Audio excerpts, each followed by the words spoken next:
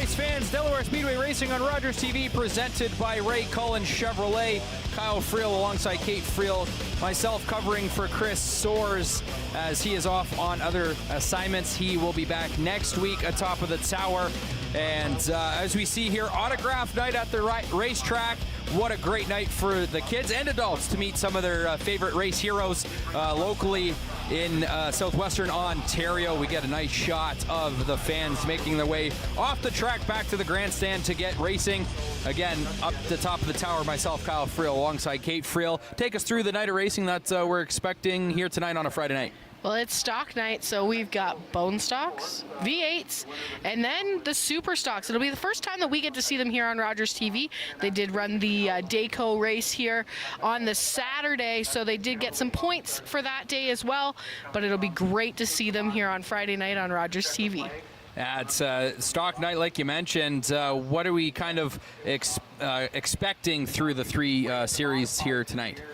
Bone stocks will have a great car count, and it's all about kind of where you qualify there as well, because you don't want to start at the back and have to work your way through almost 30 cars. So that's a big one for them. So we'll have to see how they roll out through their heat races. V8 stocks never disappoint. We've got breakouts here, there, and everywhere the last few weeks. So we'll have to see if that plays a part or if everybody's going to kind of play it on the safe side this week. And like I said, we do get to see those super stocks, so I'm really excited to see what that series has in store, because I haven't seen them run yet. I wasn't here on the Saturday, so it will be great to see the super stocks in action. All right, we'll send it down to the third member of our crew, Jeremy McGrady. Thank you so much, Kate and Colin. As you mentioned, it is autograph night. I happened to get myself a couple of autographs as well from some of the drivers here tonight. But yeah, it's going to be a great night of racing. The weather, again, fantastic. Perfect night for racing here at the half mile. We're going to see, obviously, with the temperature, it's not going to drop too far tonight. So the track will stay relatively warm, and we'll see how the drivers have to maintain that, especially going around the corners. And talking to a few of the drivers, that's their number one thing tonight, is how warm will the track stay dry here, and how warm is it going to be when it comes to going around this track. But for more on tonight's action, I'll send it back up to the two you Friels. Thank you, Jeremy. Yes, another great night, and going to take a look at some of the standings here. Bone stock division, pretty tight. Kate, take us through it. Charlie Verhoeven's at the top. He ended up winning last week. Matt Langford only 2 points behind. Mitchell Rawlings, Len Starrett, Justin Culver in the top 5. Michael Verburn broke last week, but still only 18 points out of top spot there. Nathan Rea, Joe Kicks, Paul Fothergill, and Reese Meyer. And now going off to the V8s. Man, it's been a tight series with that breakout rule. Take us through their standings, Kate. Yeah, Jordan Morris at the top of the board, but Barry Watson trying to close that gap a little bit with his win last week. Will Corey, and then Nick Ramsey, Jeff Ferguson, Doug Stewart. He's had a lot of tough luck these last few weeks, but still 6 in points, only 18 back.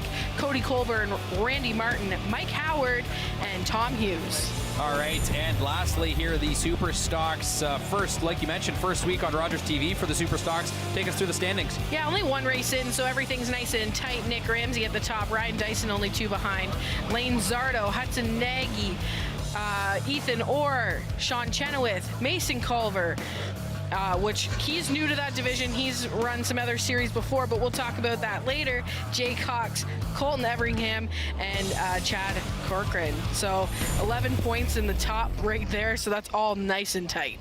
Yeah, it's just going to be a great night of stock car racing here at the half mile in Delaware, Ontario. And man, it's going to be something to watch, whether you're live here or catching us on Rogers TV, cable, or YouTube channel as well. But we will be back with Delaware Speedway Racing on Rogers TV, presented by Ray Cullen Chevrolet, after this.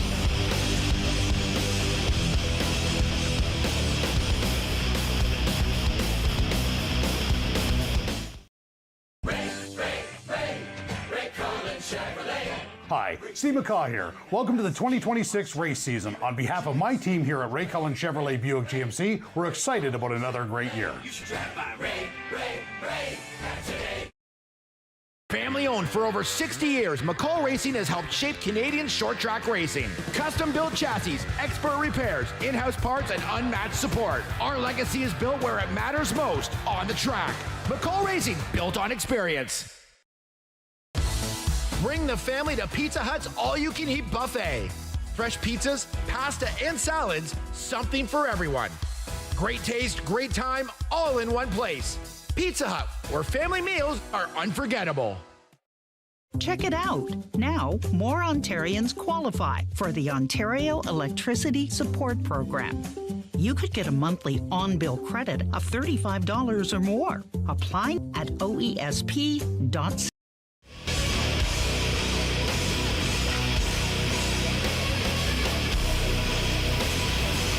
Welcome back, Delaware Speedway Racing on Rogers TV, presented by Ray Cullen Chevrolet. Stock night, as we mentioned, here at the half mile. Gonna see some bone stocks, some V8 stocks, and the super stocks for the first time on Rogers TV. Kate, nice conditions. Tell us kind of what the conditions might play in for these drivers. Yeah, so it's not overly hot, but it's kind of what the racers have started with in practice, right? So they've had this kind of weather for practice, and then it's gotten super cold by the time we hit the racetrack. So I think it's going to be a little bit more comparable to what their setup was in practice, and they're not going to have to make as many changes, but only minor. So it's all going to depend on how far they go and how much they judge it. But that's every night. That's just part of racing. That's part of the way that things are going. They are starting to line up some bone stocks on pit road, so that's awesome. Autograph session, like we showed you, was underway earlier. Saw some on Jeremy's clipboard. They all looked like great autograph cards. I know that some people were very busy getting a lot of those designed this week. In typical racer fashion, we always wait till right before autograph session to make sure that we have them. So that's just a racer thing. You make sure your car runs every week, but sometimes we forget, oh yeah, we need those. Right, exactly. And so as we wait to get underway, kind of drivers to look out for tonight in each of the divisions, where are you thinking that is? I think in the bone stocks, I mean, Charlie's been at the front, but Michael Verburn, if they've got that car fixed, we'll have to see how it reacts after the mishap last week. But there's so many different cars to watch. Matt Langford is always consistent. And that consistency is what's won him a championship before, but always puts him in the points battle. Because it's not about winning every race, it's about finishing consistent enough to be at the top of the points. So he's just been awesome so far this season. You see his car there, and that car's running great. We haven't seen it in victory lane yet for a feature win. We have for a heat win, but not for a feature win just yet. And we'll have to see if he can park it there tonight. Then when we move on to the V8 stocks, you've always got the drivers like Barry Watson, Jordan Morris, always contending. But there's been so many contenders that have been breaking out near the end. David Rockwood broke out with 2 laps to go last week. Herniak Jr.'s had some tough luck with the breakout as well. But I'm pretty sure almost every driver in that division has broken out at least once, whether it be in a heat race or a feature so far this season. But some top names, and everybody's fast. Everybody's just got to work with that breakout, and they've got to have a great qualifying in the heat race to have a good start, because nobody can go over 21.1 seconds. So that's the really big toss-up in that division. We move into the super stocks, and I look along pit lane. I see Ryan Dyson. I see Trevor Culver. We've seen him a million times in victory lane, and we never forget him because he always has the laundry list of sponsors that he's got to pull out. But you've got other guys out here like Pete Vanderwitz Jr. He's a great driver as well. I wouldn't be surprised if we see him. I think I saw Lane Zardo kicking around today too, or he may have his hot rod out here. So we'll have to wait and see what he pops up in our live timing and scoring today. All right, as we see the safety vehicles on the track doing their kind of parade lap, we'll be back with more Delaware Speedway Racing on Rogers TV, presented by Ray Cullen Chevrolet after this.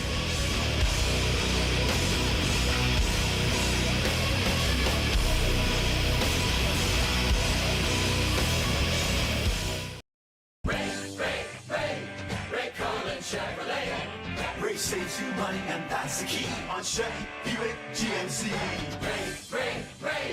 Ray Cullen Chevrolet. You should drive by Ray today. Vector Center offers recovery and performance programs to improve your quality of life. Their active therapy approach helps with pain, mobility, and strength. Located in London, Ontario, they focus on personalized care to support your wellness journey. At The Hearing Place, we transform lives with personalized hearing care. Our exceptional audiology services and tailored treatment plans empower your journey to better hearing, ensuring compassionate support and solutions designed uniquely for you. McCall Racing fuels the motorsports community with performance parts for circle track, dirt track, open wheel, drag racing, customs, and hot rods. Whether you're turning laps, wrenching in the pits, or just getting started, McCall Racing, built on experience.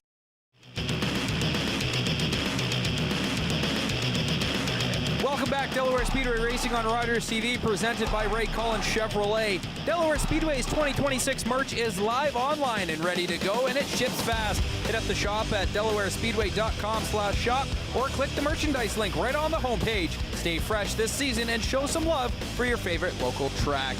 As we get ready for heat race action in the bone stock division, we see them on the front stretch of pit lane here. We get a look at the 36Z car. Kate, Lane Zardo, take us through what Lane Zardo might be thinking about for a race today. So Lane Zardo, that's definitely his super stock. But I also think I did see his hot rod, which he'll be running in the V8 stocks. So he can run that car in both. So if you're coming with one, you might as well come with both. So he might not be the only driver doing double duty, but we'll have to wait and see if we see another one jumping in the V8s as well as super stocks tonight. So it could be a very exciting night of double duty. There's his other vehicle there. So Lane Zardo going to be running lots of laps at Delaware today, and we'll see if that plays in his favor later on in the evening come feature time. But we've got cars rolling out on the track. That's right. We get ready for heat race number 1 in the bone stock division. The 23 of Jesse Howard looks to be leading the charge out on the track there. And it's the 63X machine, followed by the 53, then the 555, then the Old Spice number 11 vehicle, the play on Talladega Nights right there, Cal Naughton Jr.'s look. And then we got the 10, and I believe that's the 99 in behind that. And then the 00 of Culver, 74, the 03 of Matt Langford, and the 71 bringing up the rear there. Yeah, so I would definitely keep an eye on the 00 and the 03 to see if they make a charge through this field. They were super fast last week. Interesting to see them in the first heat race of the night, but things are still shaken up when it does come to all of the standings. So there's the 00 of Justin Culver there. I still love that paint scheme. I think it looks super sharp. As the lights are off the pace car here at Delaware Speedway, the cars will see the green flag as they exit turn 4 this time around, and we'll be going 10 laps, the scheduled distance here in the first heat race. As the pace car drops off the track, the bone stock division ready to see the green flag from the flag stand, and we're green flag racing here at Delaware Speedway. Heat race number 1. Jesse Howard gets a great start off the jump there, but the rest of the pack trying to follow suit. Jesse Howard pulling away down the back. The 69X of Shane Gibson was really off the pace there. We saw him slide straight to the back. But yeah, Jesse Howard got a great start at the beginning. Oh, contact behind the leader. The 11 of Rob Wilson and the 53 of Ryan. Sorry, cautions on the speedway, but yes, the 53 there, sorry, just kept sliding down my live scoring. But made contact with Rob Wilson. There was 3 wide. I didn't catch who was on the outside there, but there was definitely lots of contact going on. It might have been the 555 of Kyle McMillan. It was coming out of turn 4. Wollaston was in the middle, and the 53 of Ryan Magoo was on the inside. I'll tell you the order to start them when they come out on the racetrack. That's right, as we, all the cars are now going the right way. The 53 is at the back of the field, still under caution here. One lap was complete under this heat race. Jesse Howard still holding that first position, but the 555 is now in second position. Yeah, we'll have to see if Jesse Howard can have another great start. I don't think we've ever seen her on the pole rolling out in a heat race. And if that was her first pole start, she did a great job. If you look to the middle of the field already, though, you're going to see Justin Culver and Matt Langford already making their way through. They started near the back of this pack, so they'll just be wanting to take one car per lap. That's right, and one to go here, getting word that it was for debris on the track is why the caution went out, and the drivers are getting reminded to clean their tools off their cars. As obviously work is getting done before the heat races and stuff like that. So that is why the caution flag came out. Yes, there was a car around, but the lights are now off. The pace car here at Delaware Speedway. 9 laps remaining under this heat race.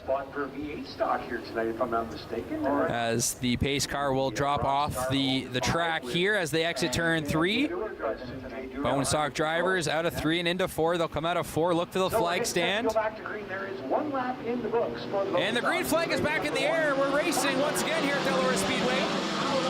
Jesse Howard, not as great of a restart there, but she still holds on to first spot. The 11 is trying to gain that second spot, and Culver going to try and follow suit, trying to make it 3 wide going into turn 3 there, as they'll maybe have to back off just a little bit. Jesse Howard pulling away as they'll come to the line. 8 to go this time by. Justin Culver picks up a position. He's now in second spot around the racetrack. Matt Langford in the 03 trying to go on the inside. He'll pick up a spot into third. And Culver on the outside of Jesse Howard. He picks up first spot in turn 3 and out of 3, turning into turn 4. He'll be the leader across the line. 7 to go this time by. Justin Culver running a great heat race here, Kate. Yeah, Justin Culver is at the front. Matt Langford's now trying to make his way around Jesse Howard as well. Trying to decide if the outside or the inside is going to be the way. But he's got to get a good enough run. There it goes there. Going into turn 3, Matt Langford takes that second spot. As Culver comes around, he will lead the pack once again. 6 to go this time by. Matt Langford now into second. Jesse is now back into third. The rest of the pack trying to catch up there, but Culver absolutely pulling away as we get the look here. There's the gap down the back into turn 3. That is a healthy lead for the 00. Matt Langford gonna have to put a charge into it if he wants to go. We're halfway through this heat race as we have Matt Langford there. We get a look at him in second position.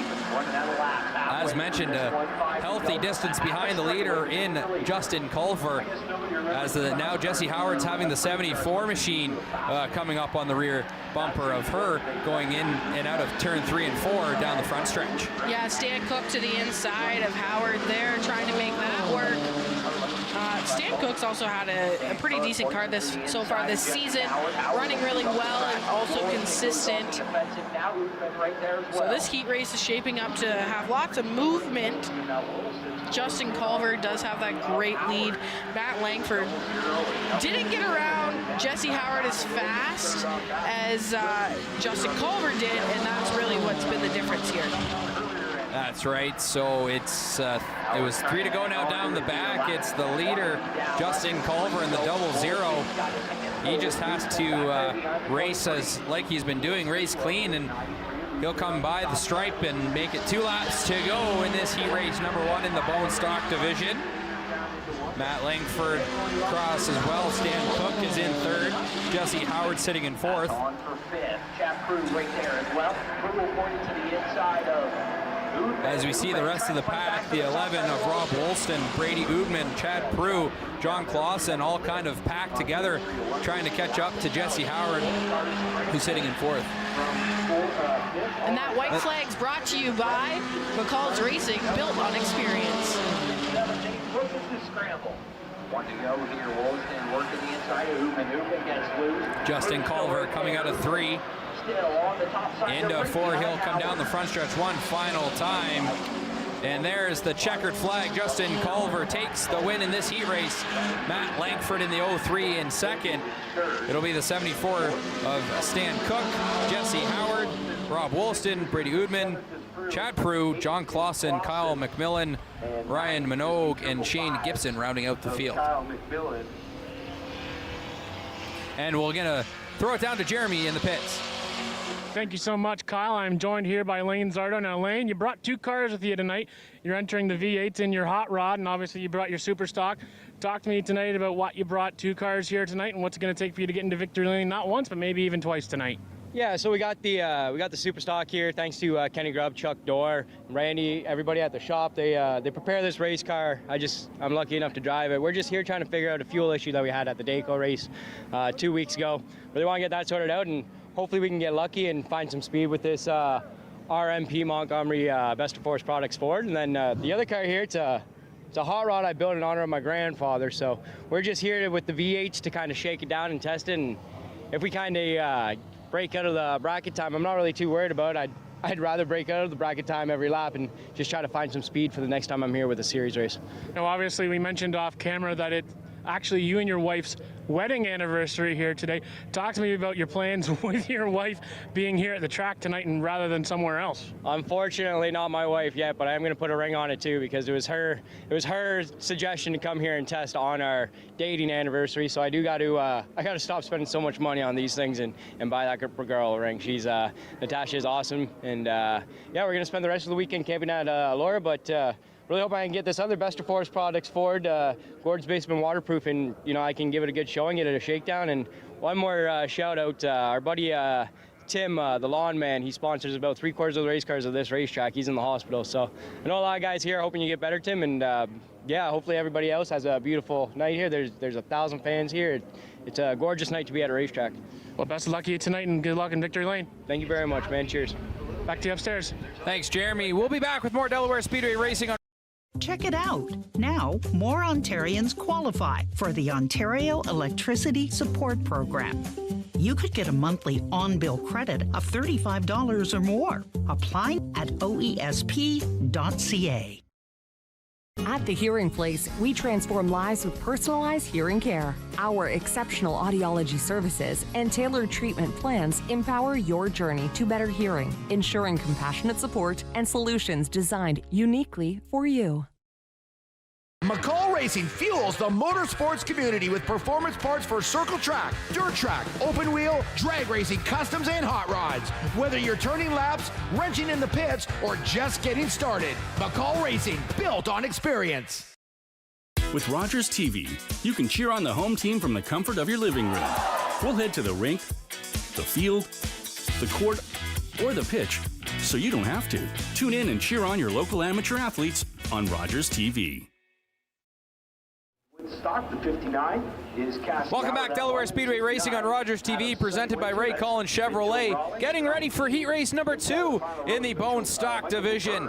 Leading the charge will be Hannah Lamont in the 14 machine, and then it's the 34 of Jake Watson, who gets a great start on the inside as he now takes the lead. Paul Fothergill trying to go on the inside. He'll make a pass on Watson. He'll take the lead down the back into turn 3. Nathan Ray in the 26 also trying to make a push on the inside. Paul Fothergill, there's the look. We have racing for second there. Paul Fothergill crossing the line, having the lead. Ray in second. Watson in the 34 sitting in third, and then it's Hannah Lamont bringing in 4th position. Then Mitchell Rawlings in 5th, as that's the top 5 in this field. Paul Fothergill pulling away here in this heat race. Paul Fothergill just a wizard and a veteran on this track. Yeah, he's run, I think, almost every division here and done a great job in it. So not surprised to see him out front. in the bone stock. 34 of Jake Watson is running for the Thompson crew, as I think that they had some troubles again today and it wouldn't run off the trailer. So the 34 has been slapped on that machine and running for points. Hannah Lamont on the outside, Mitchell Rawlings on the inside. Verburn giving a little bit of a push to Lamont, see if he can get that outside line moving. Hannah Lamont holding her own there in front of Mitchell Rawlings, gives her a little shot to keep going. As long as she holds her line there, I think she's stumped these boys so far. Verburn on the outside trying to make that pass from Rawlings and Lamont, and then Rawlings gonna follow through. Verburn there on the outside trying to make the pass as well. We have 6 to go here. There's it on our screen, the battle between Lamont and Rawlings right there. Rawlings on the outside going into 3. He will make that pass and try and drop down back to the inside, going single file. Halfway through this heat race here, 5 to go in heat race number 2. It's Paul Fothergill in an absolute distance lead here on the 26 of Nathan Rea and the rest of the field, as we'll have 4 to go this time by as Fothergill comes out of 3 and into 4 down the front stretch. He crosses the start-finish line, making it 4 to go. Heat race number 2. Then it's Nathan Rea, Michael Verburn, Mitch Rawlings, Hannah Lamont. That's the top 5 so far in this heat race. As well, we have Cassie Howard, Jake Watson, Joe Kicks, Cody Newby, and John Fluitt in this heat race as well. Yeah, it's good to see the 12 machine running for himself this week. Had some troubles last week, electrical. It doesn't look like that car's quite back where it was at the start of this season, so it looks like they'll have to do some more fine-tuning there. The 33 of Fothergill just running away. There's Nathan Rea in second place. Verburn might give him a run here in these last 3 laps. He had to work the high side to go around Lamont. Lamont wasn't giving up that bottom line, and it looks like Rea was trying to do the same thing till he floated out of 4. And across the line, 2 to go. It's Verburn trying to make that pass on Rea. He does on the inside. He picks up a position. He's now going to sit in second. It's Fothergill maneuvering a little bit of lap traffic. He does that no problem. Out of turn 4, down the front. White flag is in the air. And that is brought to you by McCall Racing, built on experience, as there's some lap traffic going to be being maneuvered here by the rest of the field. That is the 777s of John Fluitt. It'll be Fothergill out of turn 4 one final time. He'll see the checkered flag. He'll take heat race number 2, followed by the 19 of Michael Verburn, the 26 of Nathan Rea, the 69 of Mitchell Rawlings, and then in 5th will be the 14 of Hannah Lamont, 6th, the 59 of Cassie Howard, Jake Watson in the 34 in 7th, Joe Kicks in 8th, and then the 777s of John Fluitt, the 69C of Cody Newby rounding out the field. We're going to send it down to the 3rd member of our crew, Jeremy McGrady. Thank you so much, Kyle. And this week I'm joined by the real Nick Ramsey. Last week I tried to interview Nick and it turned out to be Wally Wilson, but I've got the real Nick Ramsey here. Now, Nick, you brought 2 cars here tonight and you're only going to be racing one. Talk to me about tonight and what's it going to be like for you battling a bit of an injury. Yeah, I'm just focusing on the super stock tonight. We've still got Wally Wilson in the V8 stock. Bit of an injury to the foot. Pretty uncomfortable, but I'm here to try. Now, obviously, talking about the track conditions here tonight, warmer temperatures here this week compared to the last couple weeks. What was it like out there during practice? I found it a bit slick, but the guys are going to make some good adjustments, and I think we'll be all right.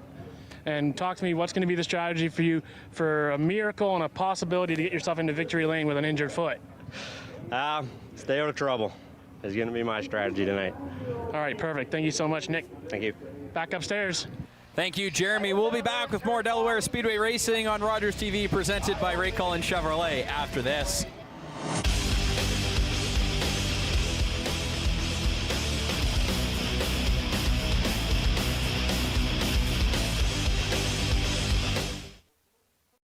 Ray Cullen Chevrolet. Ray saves you money, and that's the key on Chevy, Buick, GMC.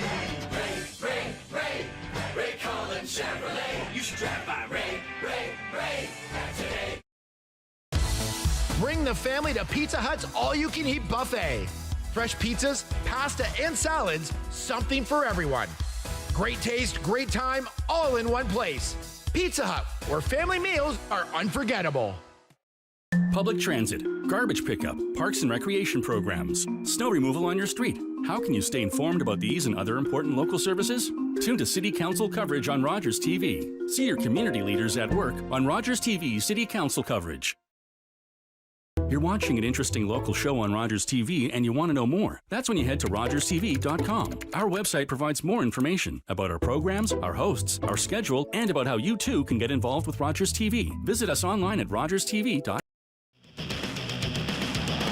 Welcome back, Delaware Speedway Racing on Rogers TV, presented by Ray Cullen Chevrolet. Watching from home? Make plans to experience it live. Delaware Speedway Racing every Friday night, May through September, and there's nothing like short track action under the lights. Check the schedule, grab your tickets, and get all the details at DelawareSpeedway.com. Bring the family, feel the energy, and be a part of the excitement right here at your local track.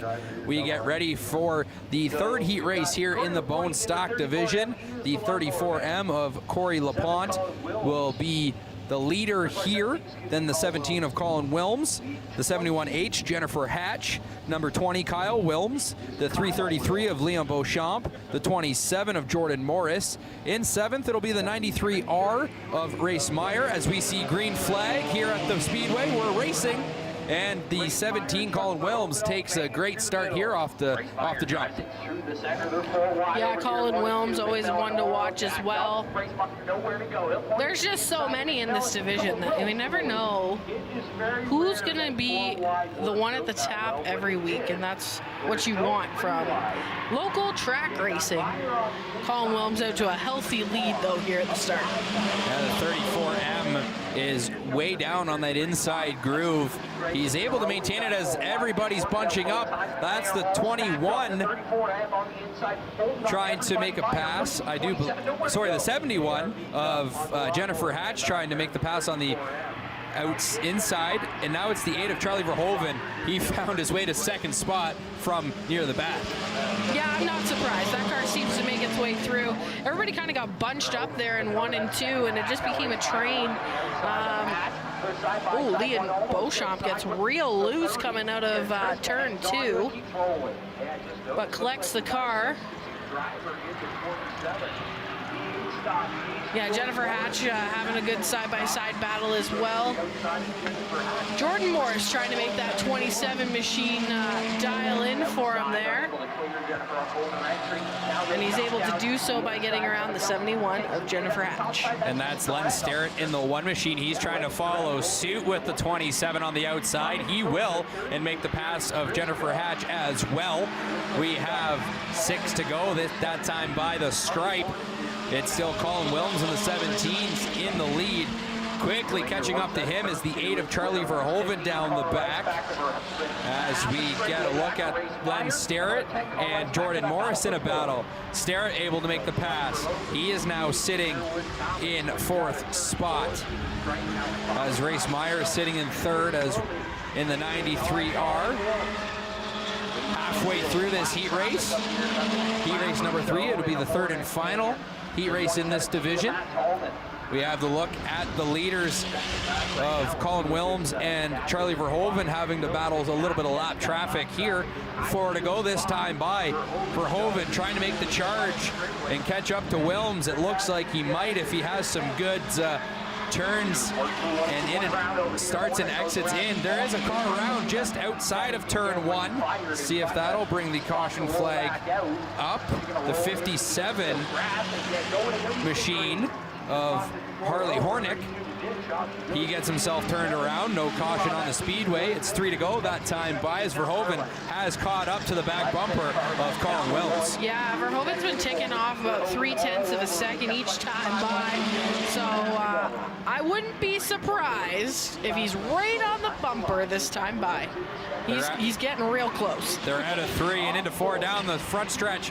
Verhoeven on the outside, on the inside rather, He's trying to make the pass, but he will go single file, 2 to go as they're down the back of the Delaware Hill out of turn 2. Verhoeven trying to make the pass. He'll drop down to the inside. As there's some lap traffic, they're going to have to maneuver around out of 3 and into 4. 34M trying to get out of the way in a hurry. That's 1 to go, and that is brought to you by McCall Racing, built on experience. Verhoeven able to make the pass on the inside at they're out of turn 2 down the back. Verhoeven always fast. See if Wilms has something to give him out of 3 and into 4. They're down the front. One final time, the checker flag in the air. It'll be Charlie Verhoeven, followed by Colin Wilms, Race Meyer in 3rd, Len Sarrett in 4th, the 27 of Jordan Morris in 5th. Kate, take us through the rest of the field.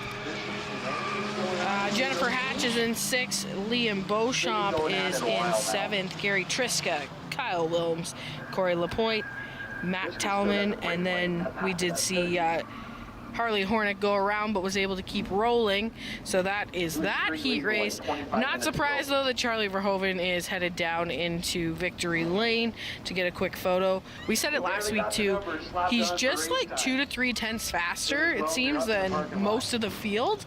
I mean, that's how he's able to tick away. Wilms had a really good gap, and he just lap by lap cut that down, was able to get to Victory Lane again tonight. All right, we will be back. It's more Delaware Speedway Racing on Rogers TV, presented by Ray Collins Chevrolet after this.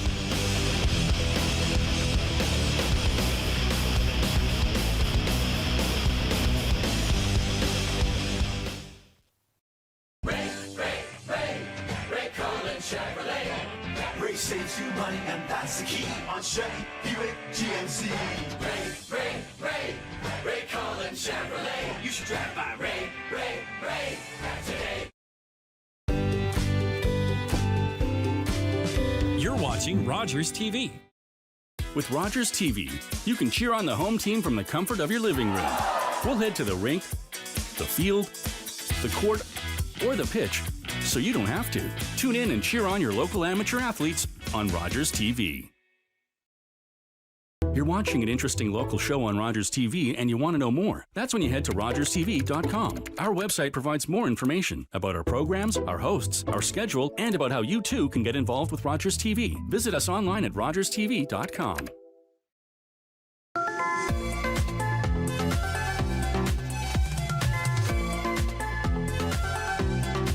You're watching.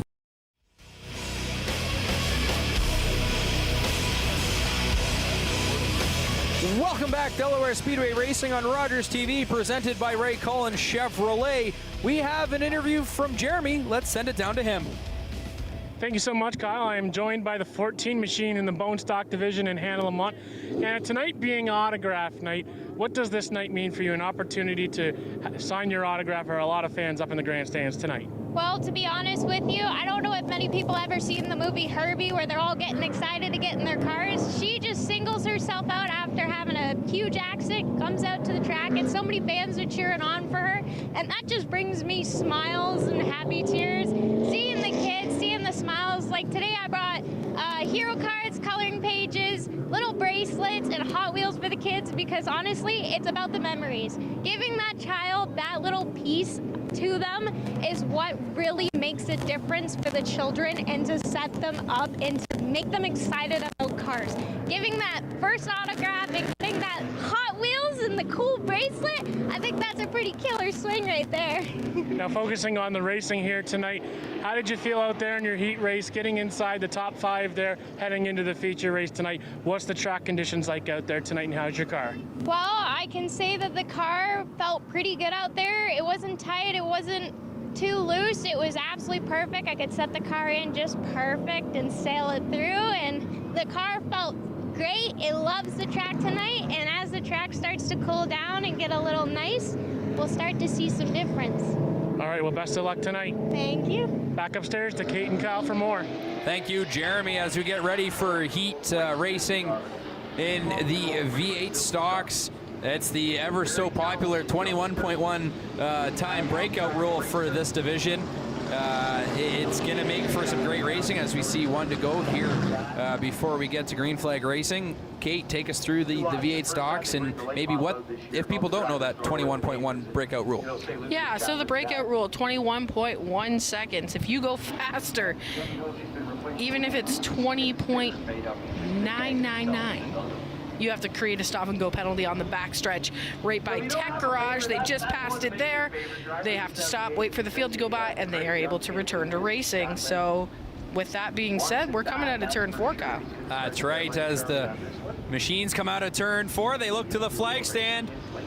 The green flag is flying here at Delaware Speedway, and we're racing in the V8 stock heat races. 10 to go is the scheduled distance. The 97 of Jesse Herzl had a great start off the bat. And then the number 40 of Tyler 40 is in second. The 91 of Cody Coburn has the third spot so far, but it's a tight bunch here in the front 4. Yeah, the truck that was starting on the outside, the 30 of Zach, ended up like missed a shift or something. Something just seemed off, slowed up that whole outside line, and everybody checked up. Things have worked themselves out now, but Tyler 40's able to get to that front, and not too far behind him is the 91 of Cody Colburn. They come to the line this time by first lap under full speed. Everybody's looking pretty good there. That time by, it's still Tyler 40 in the lead. The 91 of Cody Coburn trying to pick up some distance, but it's the 73 of Jordan Morris right on the back bumper of Coburn in third, and then it's the 6 of Will Corey this time by. 7 to go. Everybody's looking pretty good there still on the timing. As mentioned, the 46 of Lane Zardo in the back of the field. He's just trying to shake that car out as it's a newer car. We get a look on him on the screen. Yeah, 46, I hear is being asked to possibly bring that car in. Thinks that there might be something leaking, so better to be safe than sorry. We don't want fluid on the track. That never ends well. As we get back, it's Tyler 40 being chased by Cody Coburn. As 40 gets high out of 4, and Coburn trying to pick the pocket, but cannot. It's still Tyler 40 leading the race halfway through, 5 to go. Coburn, though, on the inside, he has a nose ahead of 40 down the back. 40 still now has the nose ahead of Coburn. What a tight race it is here out of 3. They come into turn 4. Cody Coburn will come to the line this time by with the lead. Tyler 40 now dropping back to second. Everybody playing it real safe right now with that breakout. As you've seen, they've kind of slowed down a fair bit, but not wanting to break out, especially when you're right here at the front. Cody Colburn had that heartbreak on the last lap a couple weeks ago, and he's definitely not wanting to have the same fate here tonight. That's right. It's now Morris trying to go to the outside of Cody Coburn down the back. Coburn shuts the door, but the 07 of Wally Wilson, he's trying to make the charge as Tyler 40 has dropped off the pace just a little bit, sitting in 4th. Across the line, 2 to go, that time by Wally Wilson in the 07 trying to go to the inside of Morris. Everybody good. That time by the stripe down the back. Morris in a battle.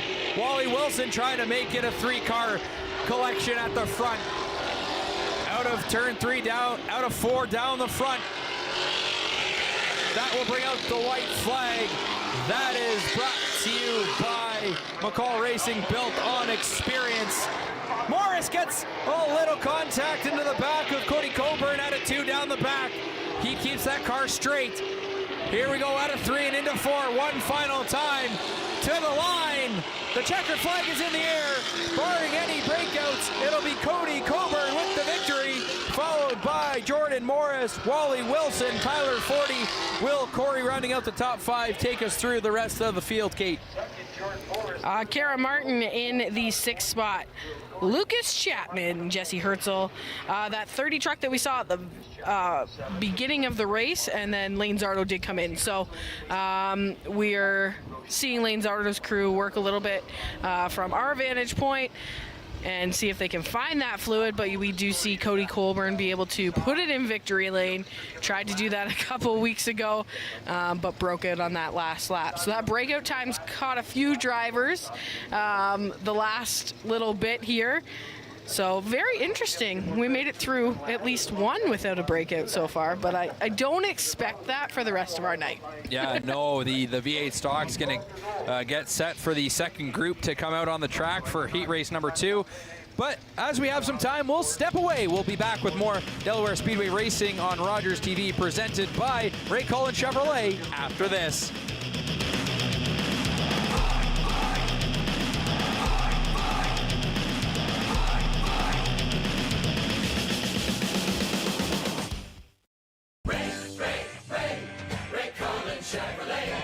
Ray saves you money, and that's the key on Chevy, Buick, GMC. Ray Cullen Chevrolet. You should drive by Ray today. Family owned for over 60 years, McCall Racing has helped shape Canadian short track racing. Custom built chassis, expert repairs, in-house parts, and unmatched support. Our legacy is built where it matters most, on the track. McCall Racing, built on experience. Bring the family to Pizza Hut's all-you-can-eat buffet. Fresh pizzas, pasta, and salads, something for everyone. Great taste, great time, all in one place. Pizza Hut, where family meals are unforgettable. Check it out. Now, more Ontarians qualify for the Ontario Electricity Support Program.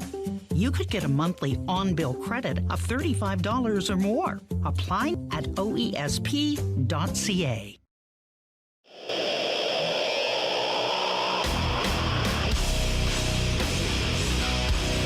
Welcome back. It's Delaware Speedway Racing on Rogers TV, presented by Ray Cullen Chevrolet. We get ready for heat race number 2 in the V8 stock class. We do have the safety truck on the track, as we see there in turn 3. Trying to see exactly what's going on. The crew is out kind of looking at the wall here, not sure what they see or what, but that's causing a little bit of a delay here. Still under caution before heat race number 2 gets underway. I think that there's a person standing back there being asked to move. It's definitely not safe. Yes, there is a person behind the one sign there, so they're definitely going to have to move and get into a safer spot. To be honest, I thought it was the that groundhog or gopher that I saw a couple Mondays ago at practice. They were trying to get it off the track, which delayed cars being able to be on the track because it just couldn't figure out how to get over the wall. It got into the infield. So I honestly thought that they were over there chasing the gopher again. All right, as the cars are doubling up here, it looks like the 1 to go signal will be given from the flag stand, this time by, as we get ready, the 9 of Scott Atchison, the 90 of David Rockwood, the 58 of Aidan McMillan, the 7 of Thomas Jeremy, the 51 of Tom Hughes, the 52 of Randy Martin, the blue deuce of Doug Stewart, the 23 of Jeff Ferguson, the 45 of Barry Watson, and then rounding out this field is the 5 of Jay Dewar. The lights are off the pace car here at Delaware Speedway. It will dip off the track out of turn 3. The cars will enter turn 4, come out of 4, look to the flag stand, and the green flag is in the air. We're racing race number 2 in the V8 stocks. And the 90 of David Rockwood gets a great start there. He jumps out to a lead, and the 7 of Thomas Jeremy follows suit. The 9 of Scott Atchison falling off quite fast here in this heat race. Yeah, definitely did not get a great start there. It might take a couple laps before our car even get up to speed. Everybody's good that time by, which we normally know the first lap is kind of okay. We'll see exactly what David Rockwood has in that car today as he's in the lead, but the 7 of Thomas Jeremy right there on the back side as he'll drop to the inside of the line. 2 laps in, it's Rockwood still in the lead, everybody good. There's a couple of them flirting with that time there, but we're expecting to see that in this division. Well, these top 3 drivers, actually top 4, have had lots of breakouts in the last couple weeks with Rockwood, Thomas Jeremy, Jeff Ferguson, and Randy Martin. So we'll have to see if everybody's able to follow the lead of the first heat race and keep it all together here. As we get Thomas Jeremy down the back on the inside, he's trying to make the pass on Rockwood. A little bit of contact out of 3 and into 4, but everybody keeps it straight. Cross line, 6 to go. Everybody's looking good there. We've got a breakout. Doug Stewart, 21.008. He'll have to create a stop and go. Also, it'll be the 58 of McMillan and the 51 of Tom Hughes. All broke out last time by. As we get the leaders, Rockwood across the stripe, halfway through, it's 5 to go. And into turn 1, there was some thoughts of going 3 wide, but the drivers thought better of that and turned in to single file, but it's Thomas Jeremy down the back. He's gonna try and make the pass on Rockwood. We see the 58 and the 51 both making their stop and go penalties on the back. 4 to go this time by. Thomas Jeremy still trying to make the pass on the inside, but Rockwood doing a good job of shutting the door there down the back. The 52 of Randy Martin trying to get into that pack as well. Same with the 23 of Jeff Ferguson, making it a 4-car race here. Across the line, it's 3 to go. Rockwood made it real close that time by. So did Barry Watson, just within the breakout rule. Thomas Jeremy getting a good run down the back into turn 3. Rockwood just a nose ahead of him, out of 4, down the front stretch. It will be Rockwood at the line. Still in the lead. Barry Watson breaks out that time by. He was running in the 6th position. He will have to serve his stop and go penalty. Down the back, that race for first is tight, and the race behind them is tight as well with Randy Martin and Jeff Ferguson. To the line here, white flags in the air. That's 1 to go, brought to you by McCall Racing, built on experience. Still David Rockwood in the lead, but it's Thomas Jeremy trying to make a push into turn 3. On the inside, Jeremy, Rockwood a little contact. Jeremy gets a little loose. To the line, checker flag. It will be David Rockwood, Thomas Jeremy, but Jeff Ferguson breaking out there on the final lap. So that will cause him to drop to the back. And confirmed it will be the 90 of David Rockwood coming to victory lane this heat race. Yeah, it looks like he's trying to just shake the front wheels, make sure everything's still good, didn't knock out the toe or anything. Definitely a couple little bumps there with the 7 of Thomas Jeremy, but Rockwood happy to put that thing into victory lane. He's been so close and breaking out with like on the last lap or the second last lap.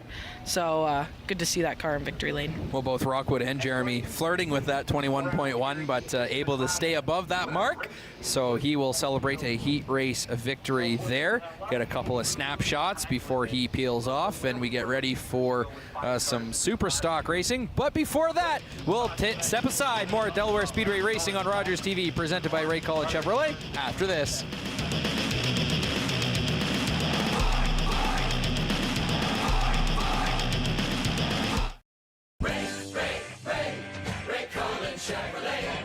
Ray saves you money, and that's the key on Chevy, Buick, GMC.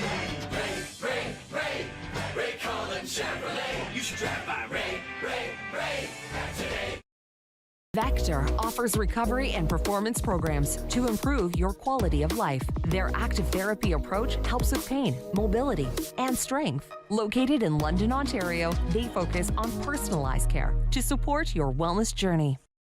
At The Hearing Place, we transform lives with personalized hearing care. Our exceptional audiology services and tailored treatment plans empower your journey to better hearing, ensuring compassionate support and solutions designed uniquely for you.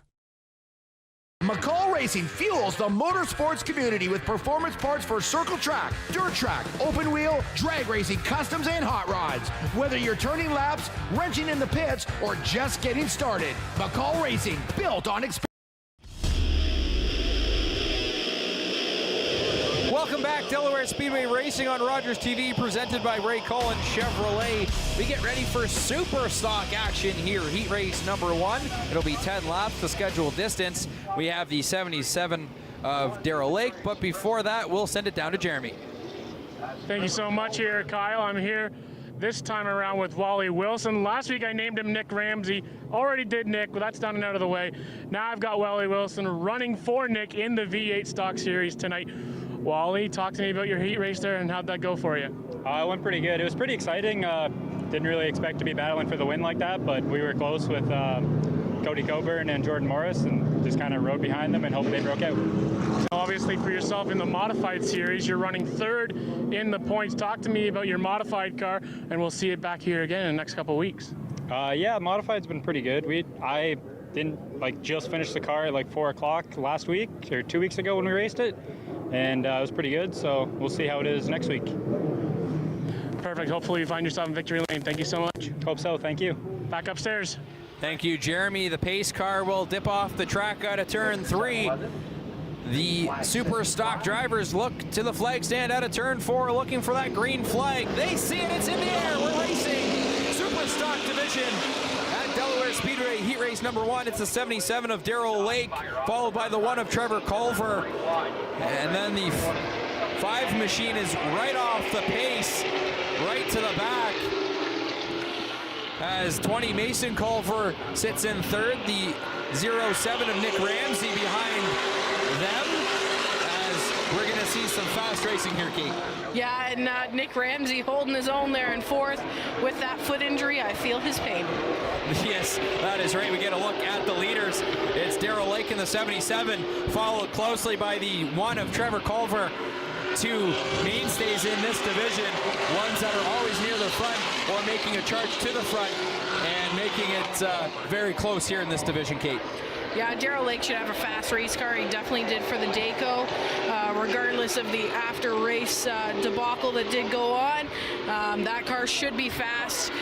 He said he's got all the issues fixed and he's ready to put a new spin on this season. I got to watch a good interview that he did have earlier this season right after that Dayco race. So definitely looking to see the 77 perform well today.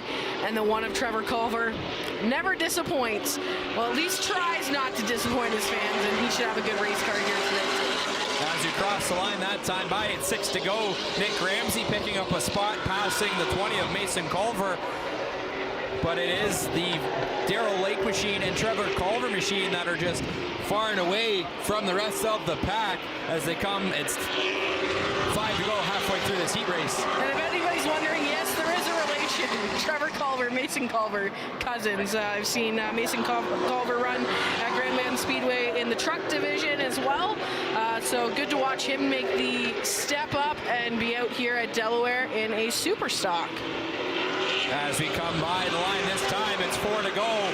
Darrell Lake still holding on to the lead with Culver right there on his back bumper. Just cannot get that opening he needs to make that push through here in the heat race as they're out of 3 into turn 4. Out of 4 down the front.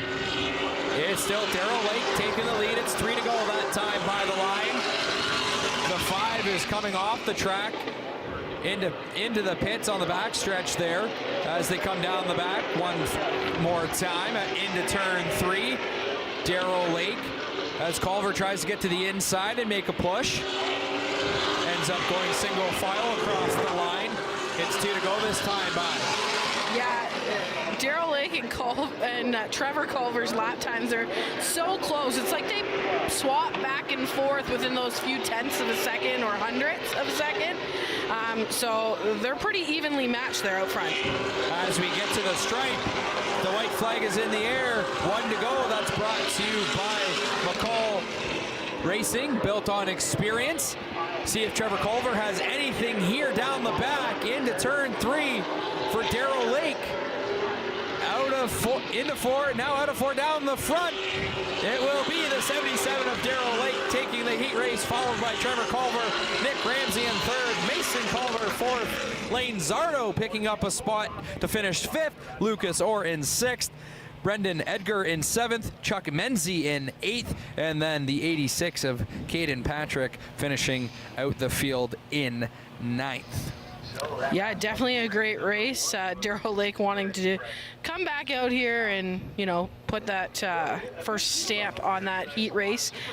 But Nick Ramsey ends up with the fastest time in that heat race. So I think as much as he's beat up, he's doing all right with a 3rd place after that first heat. That's right. And we'll go down to Jeremy in the pits. Thank you so much, Kate and Kyle. I am joined here by Lucas Chapman, the driver of the 78 machine in the V8 stock division. Here, Lucas, talk to me about your heat race here so far this year and how your car's been handling so far early on this season. It's handling pretty well. The heat race just went well, past some couple cars, just got hit in the left side, and I'm just fixing it all up. Now, obviously, it's early on in the year, but what's been your favorite part so far this season about your V8 stock machine here? Mostly racing here. And obviously, you and your family have the experience of racing on this track. Talk to me about your favorite moment, whether it be yourself or maybe someone in your family here on this track. My favorite moment is that mostly trying my best on the track. Awesome. Well, hopefully you find yourself in victory lane here tonight. Best of luck. Thank you.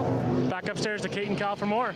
Thank you, Jeremy. We'll step aside. We'll have more Delaware Speedway racing on Rogers TV presented by Ray Cullen Chevrolet after this.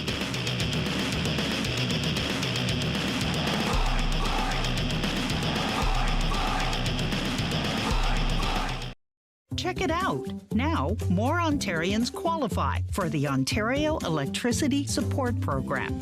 You could get a monthly on-bill credit of $35 or more. Apply at oesp.ca. At The Hearing Place, we transform lives with personalized hearing care. Our exceptional audiology services and tailored treatment plans empower your journey to better hearing, ensuring compassionate support and solutions designed uniquely for you.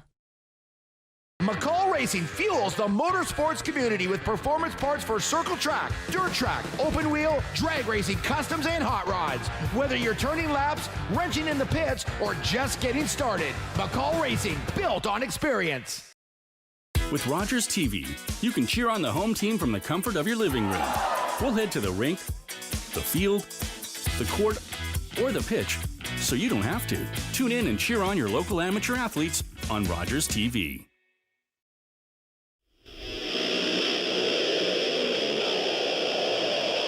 Delaware Speedway Racing on Rogers TV presented by Ray Cullen Chevrolet. Delaware Speedway's 2026 merch is live online and ready to go, and it ships fast. Hit up the shop at delawarespeedway.com/shop or click the merchandise link right on the homepage. Stay fresh this season and show some love for your favorite local track. We get ready for heat race number 2 in the super stock division. The lights are off. The Delaware pace car, it will drop off the track at a turn 3, and the cars will then make it around 4. As we look at the field, the 02 of Brendan Patrick, Brody Rickwood in 2nd, Cody Wilds in 3rd, Barry Watson is in 4th, and we're green flag racing as Ethan Orr will be in 5th, Jay Cox, Pete Vanderwitz Jr., Ryan Dyson, and Connor Van Seats will round out the field. As we have some contact and a little bit of bumping and grinding here in the back of the field. Yeah, so don't think that they like that start. The 83 of Rickwood was asked to kind of give that lead back. That checked up the whole outside line. The 45 just happened to be the casualty there a little bit, but we will have a look at it here. So the 83 kind of woes up to he kind of woes up to kind of give that lead back, and Ethan Orr kind of gets into the back of Barry Watson, and that sends them towards the back of this field, trying to regroup and make some spots back up, but the 83 of Rickwood currently leading this race so far. They come by the stripe, 7 to go. Jay Cox trying to make a pass on the inside, but Rickwood doing a great job closing the door as they come down the backstretch. Cox in the 00 trying to make the pass on the inside. The 28 of Dyson on the outside. It's a 3-horse race at the front of the pack. Cox still on the inside trying to make the pass. Dyson trying to go follow, see which car he could follow to get the best line, as he's going to go in behind Cox on the inside trying to make the pass into turn 3. Slows up just a little bit, but still coming out of 4. Down the front stretch, it'll be Cox, new race leader here in the heat race. And Dyson trying to make the pass on the inside as well. He gets a nose ahead of the 83 and Rick Wood. He now makes that full pass and now goes back to single file and takes second spot is Ryan Dyson in the 28 machine. Out of 4, down the front stretch, halfway through. It'll be 4 to go that time by. Jay Cox in the lead. Ryan Dyson in second. Brody Rickwood in third. Kate, what's this race looking like so far? That last lap, it looked like Pete Vanderwist Jr. was able to take over Cody Wild's spot. He's in fourth, making his way to jump to the 83 of Rickwood as well. And he's almost found himself to the back bumper. So we got a battle at the lead there. You see on your screen, Cox and Dyson, followed by Rickwood and Vanderwist Jr. going to battle there. As we see here, 2 to go that time by the stripe. It's a battle. Door to door is Ryan Dyson and Jay Cox down the back. Does Dyson have what it takes to, in the corner? Cox gets better corner entry, but Dyson on corner exit is getting a better push. Down the front, white flag is in the air. It is 1 to go. It's brought to you by McCall Racing, built on experience. It's down the back. What a battle here for first. Ryan Dyson trying to get the push he needs to pass Cox in the 0-0. Out of 4, they'll see the checkered flag. It is Cox at the line, followed by Ryan Dyson, Brody Rickwood, Pete Vanderwist Jr., Cody Wilds in 5th, Ethan Orr 6th, Connor Van Steensel 7th, Barry Watson 8th, and Brendan Patrick in 9th, rounding out the field. Wow, what a third and fourth place battle as well. They were side by side coming out of the corner too, and that looked interesting. There was battles everywhere. This is going to be a great feature race in this division. As we have some time, we'll send it down to Jeremy. Thank you so much, Kyle. I'm joined here by the 91 machine in the V8 stock division here in Cody, Coburn. Cody, talk to me about your race machine so far this season and what it's going to take maybe to get your car to victory lane here tonight. Well, I got to make sure I don't break out number 1. We've had a nasty habit of doing that recently, and luckily this race we had a nice clean race. The outside kind of didn't go right away, and we were lucky to be on the inside and kind of picked our way through the first 2 cars and made a nice clean race with the 40 there and Morris bumping me, but it was really fun, and we really hope that we can have a clean race and, you know, not break out, and maybe we'll land up in victory lane again. Now, with tonight being autograph night tonight, you allowed some fans to sign the front of your car. Talk to me about a night like tonight is, with it being autograph night, an opportunity to have some fans sign and get some autographs. It started last year for me. I ended up not actually having any hero cards, and I thought it would be a really cool thing to do to have all these kids and fans sign the car, and we continued that this season, and it just makes their day, and that's what it's about. Their experience here at Delaware is number 1 for us, and we try to put on a big product, and you know, it's what it's about, is having that fan experience at the end of the day, right? And we just want to make sure that, at least for us, at our team, we can put on a good show and put on a good show for our partners as well, and you know, everything like that. Like, am I good to tell them, all the rest of them? Yeah. Yeah, like that. That's pretty much it. Perfect. We got to thank Ralph Sprinting for sponsoring the series this year. Joel Nash Logging, Sabretooth Tree Service, Lawn Man. I hope Tim's doing okay. He's in the hospital right now. I hope he's doing okay. We got also Live Art, who did all the decals and everything like that. RV Photography, HL Graphics for doing all the hero cards. They look awesome. And I got to thank all you fans for coming out and watching. Well, awesome. Hopefully you find yourself in victory lane tonight. Cody, best of luck. Thank you so much. We'll see you guys. Back upstairs. Thank you, Jeremy. We'll step aside. More Delaware Speedway Racing on Rogers TV, presented by Ray Cullen Chevrolet after this.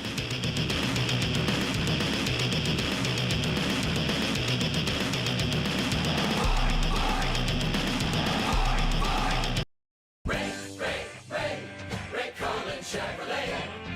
saves you money, and that's the key on Chevy, Buick, GMC. Ray Collins Chevrolet. You should drive by Ray today. Bring the family to Pizza Hut's all-you-can-eat buffet. Fresh pizzas, pasta, and salads, something for everyone. Great taste, great time, all in one place. Pizza Hut, where family meals are unforgettable. Public transit, garbage pickup, parks and recreation programs, snow removal on your street. How can you stay informed about these and other important local services? Tune to City Council coverage on Rogers TV. See your community leaders at work on Rogers TV City Council coverage. You're watching an interesting local show on Rogers TV and you want to know more. That's when you head to rogerstv.com. Our website provides more information about our programs, our hosts, our schedule, and about how you too can get involved with Rogers TV. Visit us online at rogerstv.com.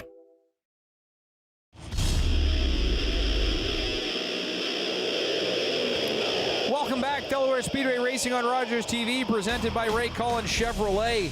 Watching from home? Make plans to experience it live. Delaware Speedway Racing every Friday night, May through September. And there's nothing like short track action under the lights. Check the schedule. Grab your tickets and get all the details at DelawareSpeedway.com. Bring the family, feel the energy, and be part of the excitement right here at your local track. We are through heat races here at Delaware Speedway on this Friday night. Take us through what we've seen so far. Yeah, so we've had some great battles in the bone stocks. Interesting to see where Charlie Verhoeven's going to start, because he seems to be just weaving his way through all the traffic that's thrown at him. So we'll have to see where he starts in this feature. Then when it comes to the V8s, it's been busy. We've only had a couple breakouts though, so everything's been super tight, but there has been some contact made. So will that transfer over into the feature races? We'll have to wait and see. And the super stocks, I think that Darrell Lake has something to prove, and he wants to be out here in number 1 tonight. But Trevor Culver definitely has something to say about that. He did not have the great performance in the Dayco race because they did break early and had to fight that all day. So that's something that they're looking to rebound from.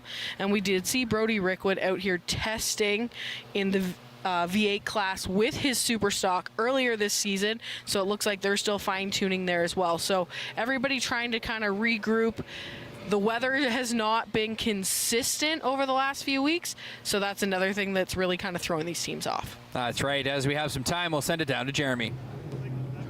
Well, thank you very much, Kate and Colin. I'm joined now by the driver of the number 1 machine in the super stock division here in Trevor Culver. Trevor, first time here on a Friday night here at the half mile. Talk to me about your race car and how's it going to get into victory lane here tonight. Well, I guess the easy answer to that is pass all the other race cars. Now, there's a lot more than a lot of spectators from home, right? Whether in the stands or at home watching this awesome broadcast, right? Why don't you just get on the gas and pass the guy in front of you, right?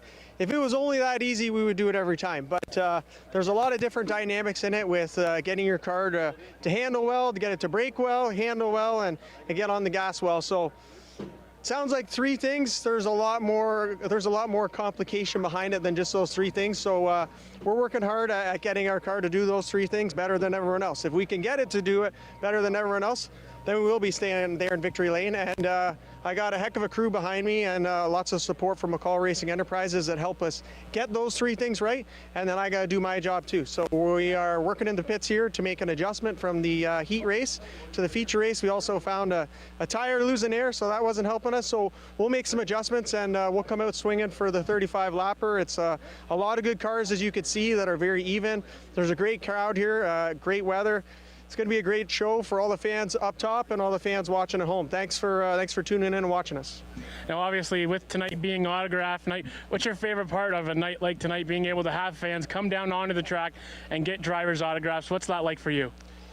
I've always been a huge believer of having autograph night and just making a personal connection with the fans, right? You get to joke around and have some fun with some of these fans and make a connection so that they'll want to come back because, hey, I met that guy driving the number 1 and he made me laugh there and he told me to cheer for him and he won, right? So that's the hope, is hopefully all my jokes land with those kids. We end up in victory lane and they'll come back. And one thing that made it even a little more special tonight was this was the first autograph session that my 10-month-old daughter Katie came down to see her dada, so that sure meant a lot to me. So I'm gonna drive hard and make her proud.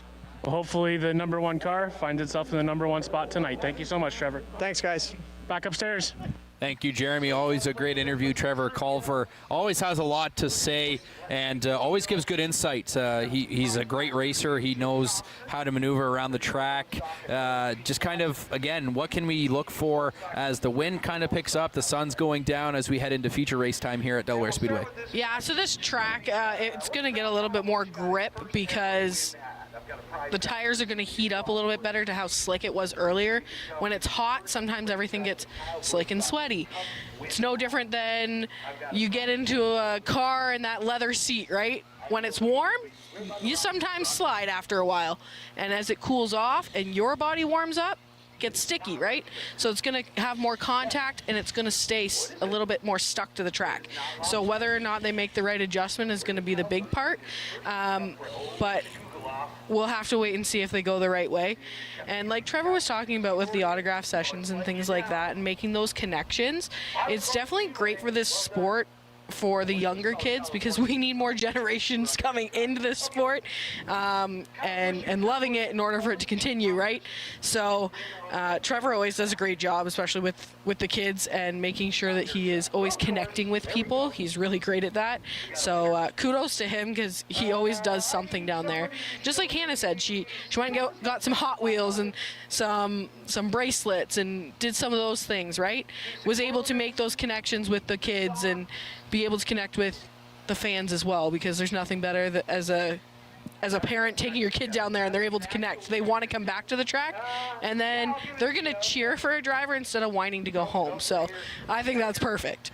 Yeah, that's right. And I know I've been down in the pits covering some autograph nights and just being able to see it as a broadcaster or anything like that, just seeing the faces of the kids, the joy, the smiles, and some of them being able to look inside the race car and see kind of everything involved with what goes into what a racer does behind the wheel in the cockpit. It's awesome to see, like you mentioned, and like all the drivers have mentioned, being able to connect with those the fans and the kids is something that they never forget. It's a memory for them as well as also for the kids. It also was a great night to do it tonight because it wasn't too hot and it wasn't too cold. So standing out on the front stretch wasn't an awful experience of sweating in your race suit. So tonight was the perfect autograph night, I think.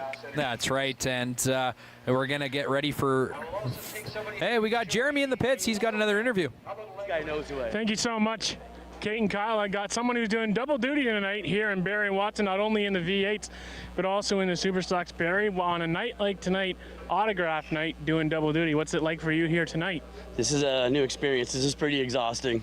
At least I got a good crew behind me. They keep me pointed in the right direction and get me in these cars and strapped down and see what we can do tonight. I've never driven in the street stock class much, so this got a nice piece here, and I got to thank Velocity Race Cars for helping me out tonight, get this thing dialed in, and when Ryan Bright's back from pottery class, he can come and wheel this thing, and hopefully it's faster for him. Now, obviously, explain to the Ray fans at home the difference between the V8 stock and a street stock car like the Super here is.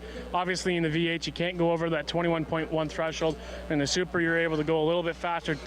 For the viewer at home, talk to you about the difference between the two cars. Well, the Supers are on 8-inch tires treaded, and they have half the grip of a 10-inch slick that we run in the Go Slow class. So to manhandle these things is just a hoot. You can see everybody out there wheeling them. Cars are sideways. Everybody's trying to find any kind of grip they can on these little tires. But it makes it really exciting, and it's fun. Like, get to go full speed again. That's fun. Well, hopefully you find yourself in victory lane not only once, but maybe even twice. Good luck tonight. Yeah, thanks, guys. Have a good night. Back upstairs. Thank you, Jeremy. We'll step aside. We'll have more Delaware Speedway racing on Rogers TV presented by Ray Cullen Chevrolet after this.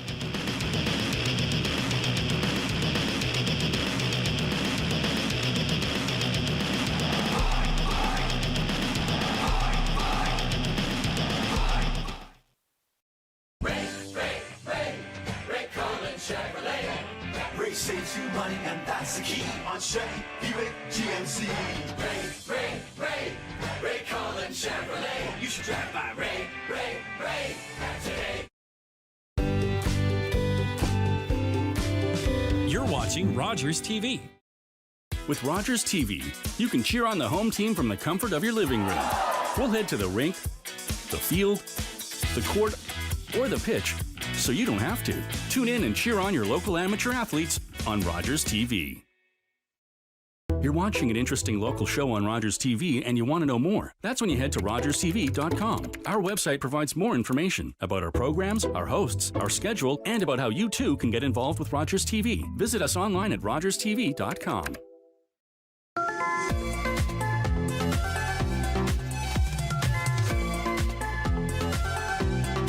You're watching Rogers TV.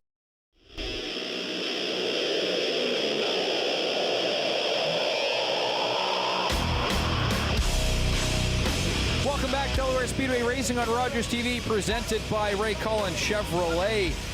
Watching from home? Make plans to experience it live. Delaware Speedway Racing every Friday night, May through September, and there's nothing like short track action under the lights. Check the schedule, grab your tickets, and get all the details at delawarespeedway.com. Bring the family, feel the energy, and be a part of excitement right here at your local track. As we get ready, the V8 stocks are heading to pit lane, getting lined up as we get ready for feature race action here at Delaware Speedway. The sun is now below the tree line here out of turn 2. What have we seen so far, Kate? And take us through what we might see to finish out the night. Yeah, I think we're going to see a lot of great racing here to finish out the night. This lineup for the V8 stocks will be key for some, but then it all comes down to the breakout. So I'm interested to see if everybody can keep it as contained as the heat races, because that's the most contained we've seen that breakout so far this season. But these V8 stocks have run they have run every weekend so far in May, every Friday. So they've been here every week so far, and I think they're starting to get the hang of, let's not break out. Let's keep it under and roll with who you got beside you. But if one car pushes out, this field just tends to go with it, and then we just have a chain reaction of breakouts. So we'll see what's going to happen. These super stocks, I'm so interested to see if Nick Ramsey can tough out a 35 lapper. Because he's down there on crutches. We saw him in the interview. I've watched him try to hop into his car a couple times, and I feel the pain. So interested to see how that's going to go from 10 to 35, because it's going to be a big difference, especially in the feature race, because it does get a little bit tighter, right? You're giving everybody a little bit less room. You want the feature win. So very interested to see how that plays out, and whether or not Trevor Culver made the right adjustment going forward. That's right. As we get the V8 stocks lining up, we will go down to Jeremy with an interview. Thank you so much, Kate and Kyle. I'm joined here with, again, Ryan Dyson again here this week. Ryan, back in the super stock car this week. Pretty entertaining heat race, battling for the front in there in your heat race. Talk to me about it. Yeah, going all the way from the back just because our average is good just from the first race of the season. So we got to start in the back and driving all the way up to finish second. And probably could have won if I raced a little rougher, but that's not my style. I feel like you race people the way you want to be raced, and so does Jay. So good, clean racing. There's no reason to wreck race cars. A little bit of rubbing, and happy to take a second. It was a good run through the field. Now, obviously, heading into the feature race tonight, what sort of adjustments are you going to have to make, obviously, as the track will slowly cool down after a warm day today? You ready for this? We're not going to touch a thing. I'm happy with it, and I think the track, like you said, is going to cool down a little bit. We were just a touch loose on exit when I was running the bottom. If I could hit my line perfect, the car was just on a rail. So I think the track's going to come to us, and we're not going to over-adjust, and we're just going to let the track come our way. Well, hopefully you find yourself in victory lane. Good luck tonight. Yeah, thanks. I appreciate it, guys. Back upstairs. Thank you, Jeremy. Always another great interview in Ryan Dyson there in the 28 machine in the super stock division. We're still waiting for a couple of the V8 stocks to line up on the front stretch. So, while we have some time, we'll step away. We'll be back with more Delaware Speedway Racing on Rogers TV, presented by Ray Cullen Chevrolet after this.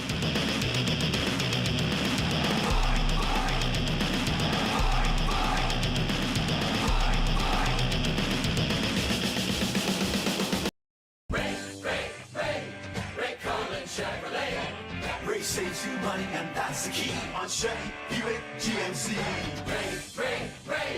Ray Cullen Chevrolet. You should drive by Ray today.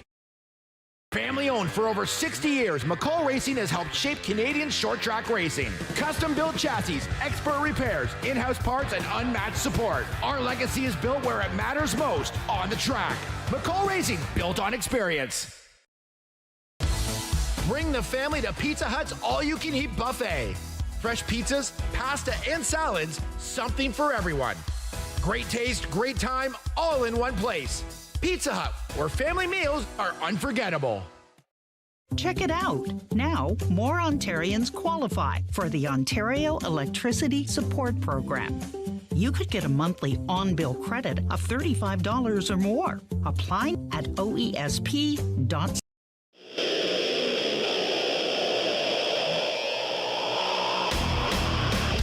Welcome back. It's Delaware Speedway Racing on Rogers TV, presented by Ray Collins Chevrolet. Delaware Speedway's 2026 merch is live online and ready to go, and ships fast.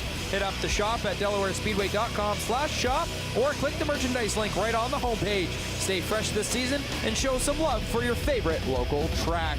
Still waiting for the V8 stocks to get on to pit lane to roll out for their feature race.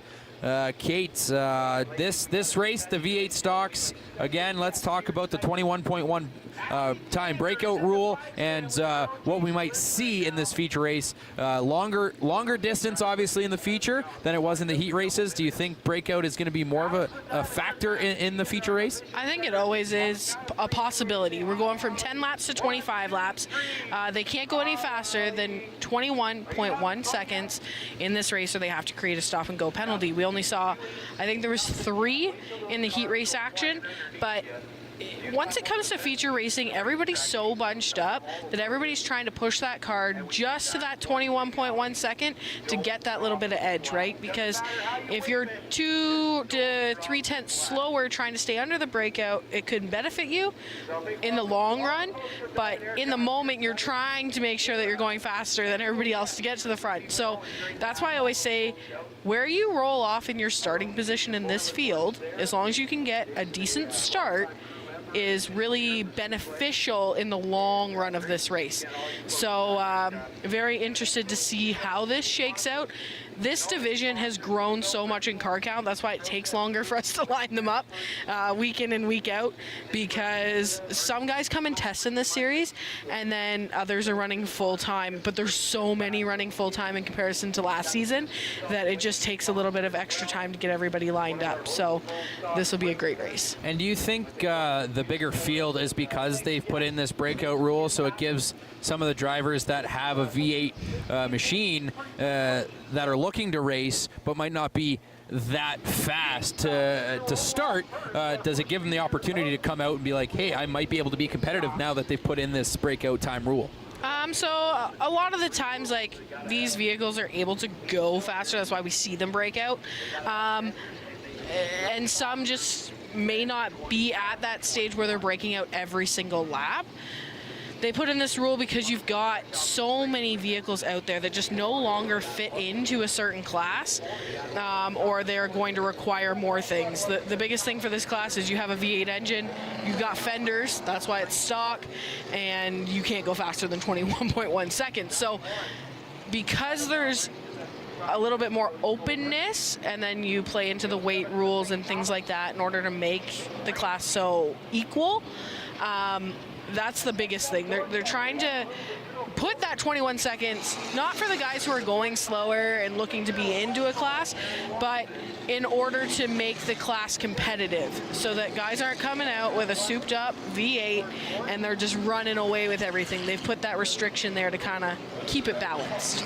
Perfect. As we see the cars rolling here as you get ready for 25 laps of feature racing here in the V8 stocks. Looks like they're getting the double up signal here from the flag stand. Trying to get the tires back and warmed up as they've been sitting for a little bit of time here. We will come around this time by.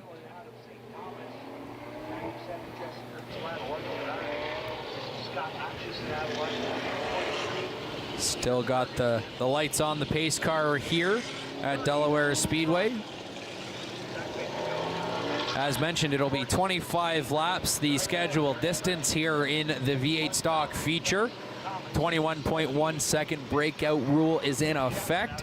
Any car faster than that 21.1 seconds will have to serve a stop and go penalty on the backstretch. As we see the 90 of David Rockwood. It looks like he will lead the field in the feature race as cars are doubling up here. Yeah, so it's David Rockwood and Tyler Forty on the front row, Thomas Jeremy, Randy Martin on that second row, Cody Colburn, and then Wally Wilson in that 07 for Nick Ramsey, Will Corey, Barry Watson, Jordan Morris, Jay Dewar, Kara Martin, Doug Stewart, Ada McMillan, Jesse Herzl, the top 15 of this race, but we've got 20 in this race. David Rockwood just had some tough breakouts, like tough timing for breakouts. It's one thing you break out like halfway through the race and you know that it's happened and you do your stop and go and you can maybe recover some positions, but like on that second last lap or the last lap, it's like the worst. Like as a driver, that would be the worst time to break out. So he's definitely looking to pick up a win here, so I think he's going to be stout here at the beginning of this race. Pace cars off the track. Drivers out of 4 looking to the front stretch. Green flag is in the air. We're racing here at Delaware Speedway. 25 laps the scheduled distance as we have a guest flag starter in the stand. It's Rockwood in the lead, followed by the 7 of Thomas Jeremy. But Thomas 40 is on the outside trying to pick up that position. It's pretty packed there in the middle of the field. Cody Colburn on the inside trying to make a charge up the front. Thomas Jeremy trying to make a pass on the inside of Rockwood. It's door to door, nose to nose. It's Jeremy down the back, able to pull the front by a nose, but Rockwood on corner entry gets that space back. Into 4, it'll be Thomas Jeremy pulling away down the front stretch. He will have the lead that time by into turn 1. Rockwood makes some good pace back down the back. The 52, as we see on the screen, dropping way off the pace. That is Randy Martin looking like he's losing some speed, Kate. Yeah, he looks like he's lost a whole lot of speed and is just trying to limp it back to the infield in order to avoid a caution. Is what I see from that 52 of Randy Martin. Tough break on the 52 team. He will get that off the track. Green flag still racing here as the front 3. Rockwood, Jeremy, and Coburn battling it out. Looks like we have a couple breakouts, Kate. Yeah, we've got a breakout from the 6 of Will Corey for sure. That's all I see so far. So Will Corey will have to serve a stop and go penalty. It's Thomas Jeremy to the line. Will lead yet another lap. Followed by Rockwood and Colburn. Out of 2 and down the back once more. The 6 of Will Corey, we get a look. He will serve a stop and go penalty right there. Stops and now goes. We get back to the leaders. Thomas Jeremy across the line. 19 to go that time by. How are we looking? Thomas Jeremy really flirting with that breakout time. He's at 21.16, but oh, we got a car around right in front of us. It was just above my screen. I might look taller on camera, but I'm actually really short, so to see right where that car is, I kind of have to almost lift myself up a little bit. That is the 53 of Kara Martin around just past the start-finish line. Looks like we got a replay, Kate. Let's take us through it. Brought to us by our speed cam. Yeah, just looks like just gets loose coming out of the corner, tries to save it, and goes around right at the start-finish line. So the safety crew is out, checking on Kara Martin, bringing out the first yellow flag of the V8 stock feature. Again, the safety crew here at Delaware Speedway does a fantastic job getting to each and every caution quickly, making sure that the drivers are safe, the cars are not leaking too much fluid, and if they are, they'll get the speed dry out there right away. Looks like Kara Martin is able to fire back up and get started once again. good to see Kara Martin be able to get that car fired up under her own power. She has pulled off. She is now going into the pits there. We get a look. Kate, bit of a tough night. We'll have to wait and see exactly what is wrong with that 53 machine. Yeah, they'll see if they can get her back out there. Looks like all of her crew is getting her at the trailer, trying to figure out what's going on. They're going to pop the hood and see if there's anything of concern or anything that they can fix. There it is. We see the crew grabbing the hood off the car. They're running to see exactly what is going on. We got them adjusting. Is that a filter? It looks like underneath the hood. They're trying to adjust that. It looks like it was quite loose. Yeah, it's like falling off. He's spinning something, and it's just not wanting to stay. But getting some help from some other teams, it looks like. Everybody checking in on them. And they'll hopefully get her back on the track. Do we know exactly what that part is under the hood there, Kate? Yeah, it looks like that's where she runs most of the air filter into the engine. So sometimes you're gonna hear or feel something rattling, and you'd rather be safe than sorry on that one. Kara Martin trying to get back out to the track.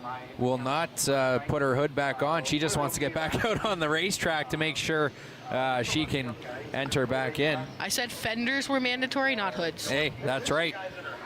We'll see exactly what happens. She will get to the track, so she will rejoin the field at the back. Still under the caution here as Kara Martin gets back up to speed. There is one of the safety vehicles in turn 4, making sure that the track is free of any debris potentially. We get the double up sign. The cars are doubling up down the back. Lights are still on the pace car. It looks like we will get the white flag this time by.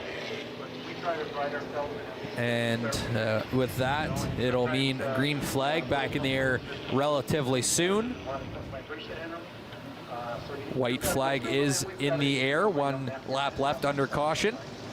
Lights will come off the Delaware Speedway pace car. And now the cars will get ready for that green flag next time by the line. We have 20 laps remaining in this feature race, V8 stock division, 5 laps in. We're 5 laps in and we've only had 1 breakout. But we've got some people that are flirting with the breakout, trying to get to the front that are about mid-pack. So we'll see if that plays a part here going forward, but be ready to watch them go full out as fast as they can here off the start. That's right. A restart is where these cars can floor it. Out of 4, down the front stretch. Green flag is racing. It'll be Thomas, Jeremy, and David Rockwood battling it out at the front of the pack. Rockwood on the outside, Jeremy on the inside. Trading that nose for nose, trying to get that position. Thomas Jeremy on the inside out of 3, gets that spot, but goes up high. Cody Coburn trying to pick the spot there. He can't, but Rockwood on the outside still looking strong. Going into turn 2, down the back. What a battle here between Thomas Jeremy and David Rockwood. Yeah, look who else is there. Jordan Morris, he's already won 1 so far this season, looking to get another one. Barry Watson not too far away either, so they're just going to take it lap after lap and see what they can do here. Everybody looking good that time by. Still a tight battle. You can go. Cody Colburn had thoughts of potentially going 3 wide down the back, but thinks twice about that one, falls back. Again, it's Jordan Morris in there as well across the line. This is a very tight field from first all the way back until maybe about 10th, Kate? Oh, I would say even further. I think we've got well, I can check because I know that the 51 is still kind of in that battle. Yeah, I get it. About 12, probably about 12 back. we're real tight racing here still. That battle we see on the screen, David Rockwood, Thomas Jeremy, nobody giving an inch here on the track. They're side by side every chance they get. Out of 4 down the front stretch. 15 to go that time by. Rockwood still on the outside trying to make the push. They're out of 2 down the back. Thomas Jeremy, great backstretch speed, straightaway speed. Rockwood a little bit better in the corners, as it looks like. That's how they're keeping it so tight. Jeremy still able to keep the lead just by a nose, but Rockwood again, corner exit, great speed, but straightaway speed. Thomas Jeremy, that's where he's making things up, Kate. But the other thing is that you also don't want to push it and possibly break out. So the other part of this is that they are letting off at certain points in order to keep under that breakout time. They're doing a good job of it so far, but how long will it last before someone gives it all they got to try and get this race? They may just hang in there until the end. So. That's right, 13 to go here as the leaders are going to come up on a little bit of lap traffic.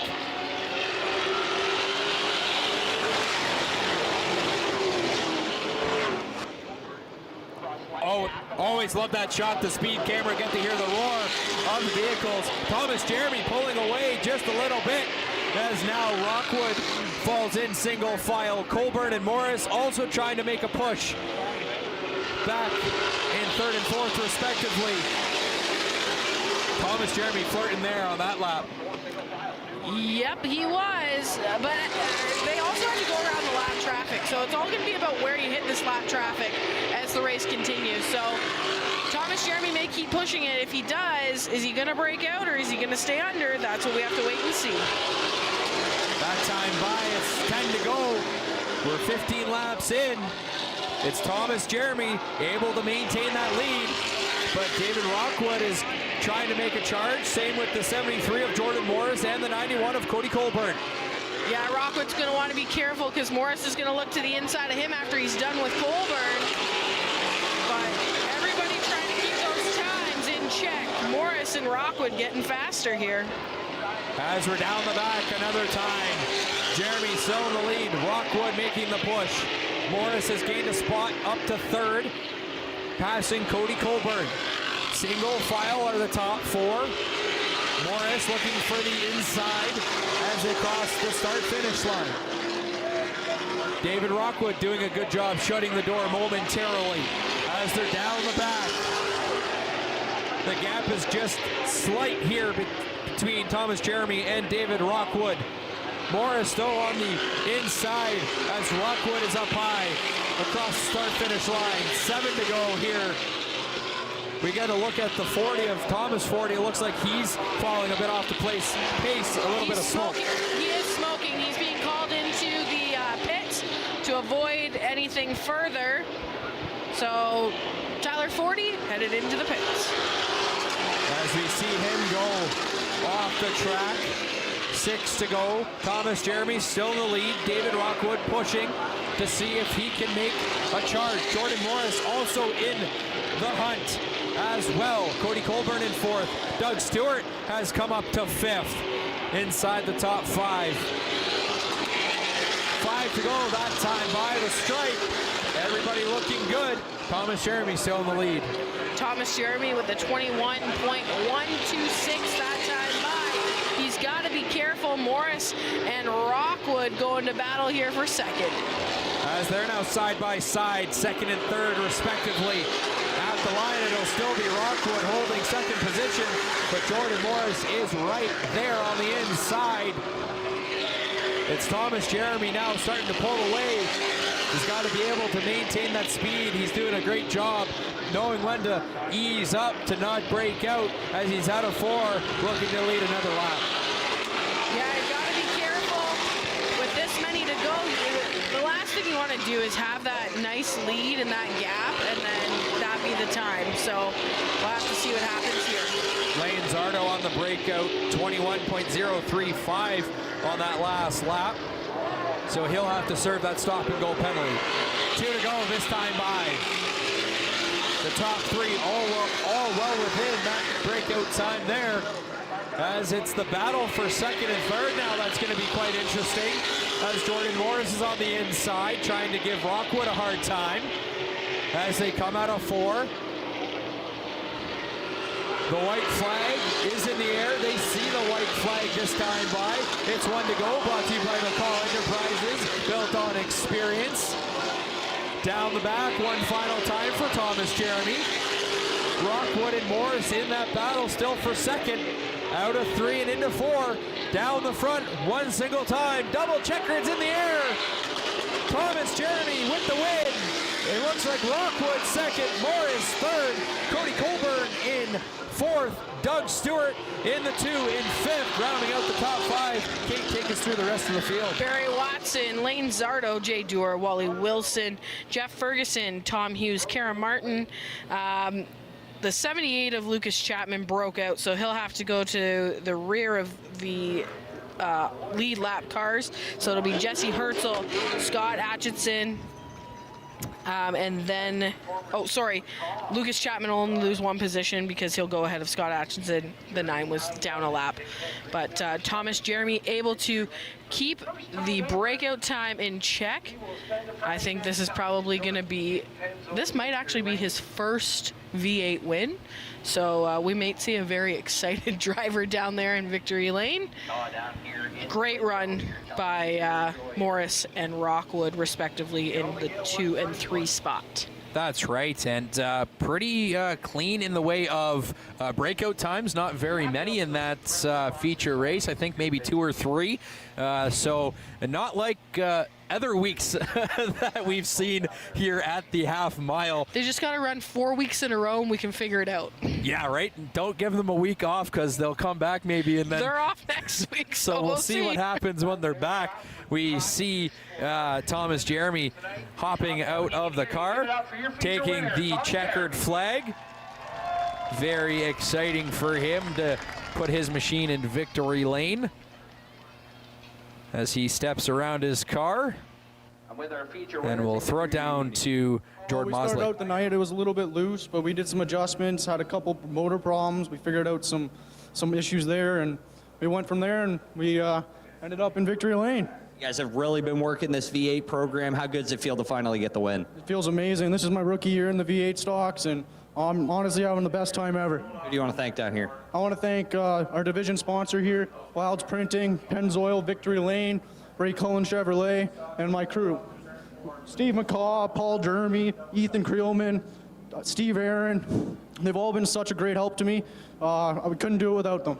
Thomas Jeremy wins his first one down here in Pennzoil Victory Lane. We'll be back. More Delaware Speedway Racing on Rogers TV, presented by Ray Cullen Chevrolet after this.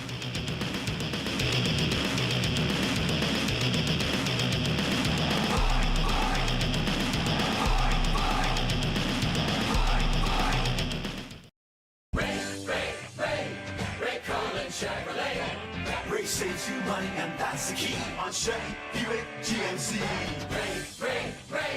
Ray Cullen Chevrolet. You should drive by Ray today. Vector offers recovery and performance programs to improve your quality of life. Their active therapy approach helps with pain, mobility, and strength. Located in London, Ontario, they focus on personalized care to support your wellness journey.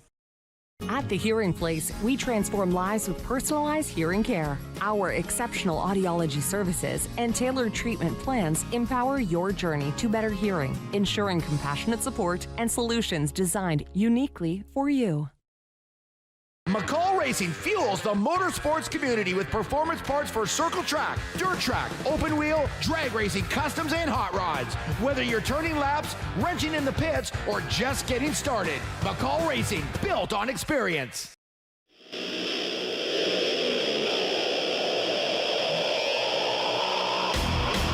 Welcome back, Delaware Speedway Racing on Rogers TV, presented by Ray Cullen Chevrolet. Just finished the V8 stock feature, a first-time win for Jeremy there in the 7 machine, as we see him trying to get his vehicle out of victory lane. And then we're going to get ready for the bone stock feature race. What do you think this race is going to be like? I think it's going to be real interesting. We'll have to wait and see kind of where everybody lines up, but we're going to see a lot of cars coming through this field because I think they're going to be about mid-pack. So it should be a very good race to watch and very interesting to say the least. Bone stocks never disappoint with interesting interactions on the track. That's right. We get a look at the field of bone stocks. Still a couple more out of the shot there in turn 3. They're going to make their way to the field. And you see the 26 of Nathan Rea. He always flips on that underglow as soon as the sun goes down. So it's always fun to watch him come onto the track and onto pit lane with his underglow. So just fun for the fans in this division. That's right. You always try again, make it fun for the fans that come out and support the track and the racers here every Friday night. They will get moving under caution here before they start their feature race, as we have Colin Wilms in first. Colin Wilms is on the outside, just crossed the line before Jessie Howard did. She's on the inside, so be interesting to see her take another pole position and set the pace for this field. She did a great job in her heat race, so we'll see what happens with everybody else behind her if she can take off the way that she did in her first heat. Yeah, that's right. And then we got Paul Fothergill, and then the green glow of Nathan Rea. And then in behind them is the 93R of Race Meyer and the 00 of Justin Culver. Then it's the 69 of Mitch Rawlings, and then the 8 of Charlie Verhoeven. So he's starting 8th position. Won last week, made a very good charge to win the heat race tonight. We'll see exactly if he can maneuver the traffic in this feature race, 25 laps the distance, in order to maybe get a back-to-back feature race victories here at Delaware Speedway. Yeah, he's also got some strong contenders behind him in Len Sterrett, Matt Langford, and Michael Verburn. Not too far out of that group there, Rob Williston, then Hannah Lamont. So everybody kind of packed in the middle there is going to be fast and going to have to work their way to the front. But consistency in this division is what wins the championship. That's right. The lights are off the pace car, and the lights are off the 26 of Nathan Rea, as the cars come out of 3 and out of 4, looking to the flag stand. And the double greens are in the air. Jessie Howard leads the charge, but it is Colin Holmes on a great push on the outside. And we'll see exactly what happens there. A little bit of contact, Jessie Howard around. And there is major contact out of turn 2 down the back. My goodness, we're not even a lap into this feature race, and there are a handful of cars involved in that collection of cars there. Well, there's a Howard in each. Unfortunately for that team, they might need some extra hands in their pit stalls. I think I see some fluid coming out of the 23, so we'll have to wait and see here. Yeah, the back end of Jessie Howard is not in good shape. The tire is pretty much shredded, and we got to look at it, I do believe. Here we go, Kate, take us through some of the replays. So we'll watch here on the front stretch. So look about now to the flag stand. And you're going to want to watch here on the outside. It'll be the 59. The 333 just comes from the bottom of the track right up into the 59. And then Joe Kicks just gets collected there. But now we'll take a look at the back straightaway. So I think the yellow came out at this point. And the 23 goes around on the front nose of the 26, collecting the 33, the 8, the 93R, a whole bunch. So I think that the yellow was out before the contact happened with Jessie Howard, sorry, I should say, on the backstretch. And then that one in the corner, the 333, just came from the bottom to the top and unfortunately collected Cassie Howard in that mess. That has put us under red flag conditions as the safety crew puts out the quick dry. We'll step aside. We'll have more Delaware Speedway racing on Rogers TV presented by Ray Cullen Chevrolet after this.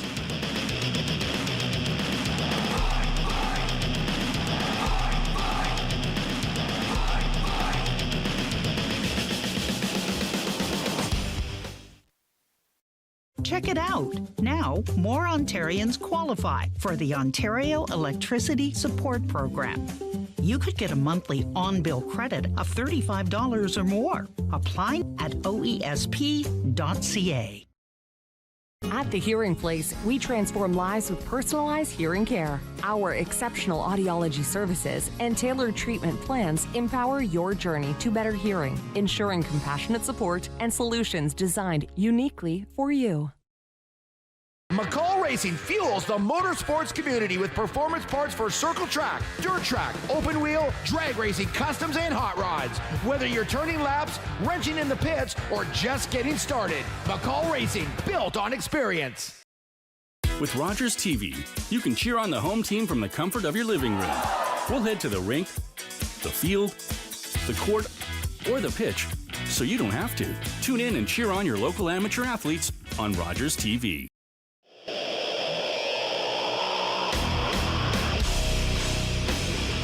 Welcome back, Delaware Speedway Racing on Rogers TV, presented by Ray Cullen Chevrolet. We are under red flag conditions as there was a pile-up of cars, a couple of different incidents that happened on the track. I believe we're going to have another couple looks at what happened. Kate, let's take us through it. So you're going to want to watch to the top part of your screen. You're looking kind of for that red and white machine on the outside. It's going to come to you right about here, and you see the 333 come up, I think to set up cornering, and just takes the back of the 59 right to the wall, and then Joe Kicks comes in there right at the end. Oh, so it looks like the 23 in that look at it again, looks like the 23 kind of comes up, kind of goes a little bit onto the 26 of Nathan Rhea. So Jesse Howard comes up just a little bit and has a little bit of bump, slows down. But that was after the yellow came out, so I'm just not sure what happened first without being in car as to what fully transpired there, whether or not she was kind of trying to lift because yellow was out.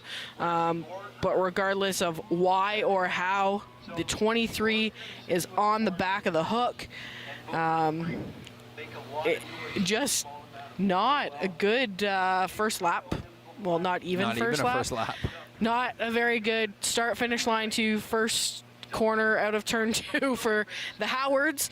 Unfortunately, both go around, and it looks like the 59 though has rejoined the field, so that's good to see. There's the 59 right there of Cassie Howard, able to rejoin the field after being involved in one of the two incidents that brought out that caution and ultimately red flag on the track. As mentioned, haven't finished a lap here in the feature race, so we're going to have 25 laps to go once we're back to green flag racing on the half mile in the bone stock feature race. And it looks like it'll be Colin Wilms in the 17. That will be the pole sitter here, the lead car. There's the Ada Verhoeven, as he was kind of involved in that grouping in turn 2. We'll see exactly if his car's any worse for wear after that, or if he still has the speed to get through the traffic he has to get back to the front like he did last week. Yeah, the 33 of Fothergill was kind of involved in that incident on the backstretch as well, and so was Nathan Rhea. So I'm interested to see kind of where we put them back in the field, or if we're deeming that after the initial. I mean, they were in the accident on the backstretch, so just interesting to see where they're going to reline everybody up, because there's no lap complete. So who they're deeming incident cars and from which incident. That's right. We're getting word that the ones involved are kind of at the back. They're still trying to get them sorted out through the race control here. It's a tough job trying to make sure that the running order is correct, especially with this many cars. Trying to make sure everybody's in that proper spot before you get that restart here on the track, as we are still maintaining caution speed with, again, mentioning the amount of cars remaining in this race, making sure that everybody's in the proper spot before we get a restart. Again, have not finished an official lap here in this feature, so it'll be 25 laps to go. We do get the double up signal here from the flag stand. So on the inside of row 1, it'll be the 17 of Colin Wilms. On the outside, the 33 of Paul Fothergill. Then in row number 2, it is the 00 of Justin Culver, and then the 69 of Mitchell Rawlings. And then in row number 3, it's the 26 of Nathan Rhea, and then the 03 of Matt Langford. And then in row number 4, it is the 19 of Michael Verburn. And then I can't make out the red car on the outside of row number 4. We will see this time as we go by. It's the 99 of Chad Peru. Will be on the outside of row 4. Then it's the 14 of Hannah Lamont on the inside of row 5. And then the 27 was being piloted by Jordan Morris in the heat races, so I'll assume that's the same. He'll be on the outside of row 5 there. So the lights are still on here. Yeah, there's some tape, or it might even be a like a rub rail that was connected to the side of the 19, and it looks like it is dragging and coming off. So he will head to his pit, have his team try and either get that back secured, or they just are going to rip it off. Rip it off and let him get back out on the track. There it is. Use the muscle, get it ripped off, get the 19 of Michael Verburn back out on that racetrack. So it's still yellow flag conditions here on the half mile. The cars are doubled up. They will see the 19 of Michael Verburn come down the pit lane. Yeah, they're going to put him back in his spot, being told there by the tower. You can kind of see the same sort of thing come across the bottom of his number on this side of the vehicle, so it's definitely a rub rail. Save some decals, save some numbers. That's right, as we see the pack rolling down the back behind Gary Adrianson driving the Delaware pace car. Looks like they're going to get one to go this time by. As mentioned, it looks like, yes, the white flag will wave this time by. So the lights will come off the Delaware Speedway pace car. And once the cars come back around, we'll be back to green flag racing here. Again, we still have the full feature to go. Not a single lap was complete before the caution. Ultimately, red flag conditions on the track for that little bit of time. So the lights are off. The pace car will dip off the track. It's the running the number 93. Their front bumper is dragging. So it looks like he might have to come off the track and get that tended to before he can get back and start racing. And it looks like we're still going to stay yellow. Yeah, back to caution speed here. Lights back on the pace car. As there we get the white flag back again now that the 93 is off the track and getting that damage tended to. I think when he came to get it taken off, it went under. Yep. As you see there, Wally Wilson helping out. Matt Langford's dad, Barry Langford, was over there to help if needed. Came into the gravel and bumper went right under the car. So it's off. I did not see him come down. He stopped over by the turn 4 exit of the infield. Oh, there he comes. There he comes down. So it looks like he's going to join at the tail end as they cross the start-finish line. As the drivers look to the flag stand, the double greens are in the air. We're racing bone stocks, 25 laps. It is Colin Wilms trying to make a charge. But beside him is the 33 of Paul Fothergill down the back. Side by side, Fothergill on the outside. He gets a great push into turn 3, and he just flies like a rocket, but slides up a bit high. Colin Wilms trying to get back. He gets right to the back bumper of Fothergill. They cross the line. We have one lap complete here in the feature race. Fothergill, Wilms in a battle. Bumper to bumper here, down the back. Pulver and Rawlings, 3rd and 4th respectively in a battle. Rhea and Langford with Lamont also in the mix. Single file there as we come around. Fothergill leads another lap. Wilms still in 2nd. Culver, then Rawlings. And then Rhea, Langford, Lamont. The 99 of Chad Brew is also in there. Colin Wilms out of 3 and into 4, looking to make up some ground on Fothergill. Fothergill will lead another lap. 22 to go that time by. Yeah, weaving in and out of this field. It's the 8, the 19, the 93R. They're like going in, out, here, there, and everywhere. They're already halfway through this field. Grace Meyer is ahead of Charlie Verhoeven at the moment in 13th and 14th, then Len Starrett and the 19 of Michael Verburn. So they've made up some ground, they've done it fast, and they're looking to keep charging towards the front. As we get a look, some loud traffic for the leaders. Fothergill on the inside and then Wilms on the outside, getting around loud traffic.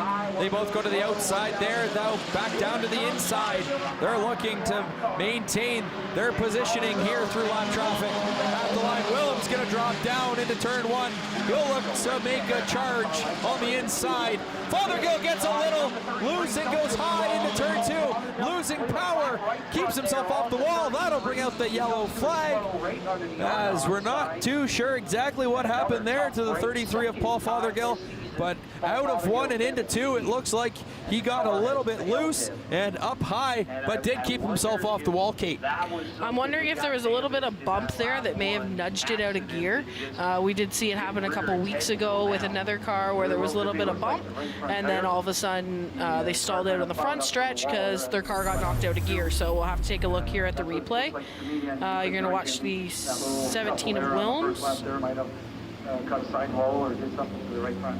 17 of Wilms, 33 of Paul Fothergill.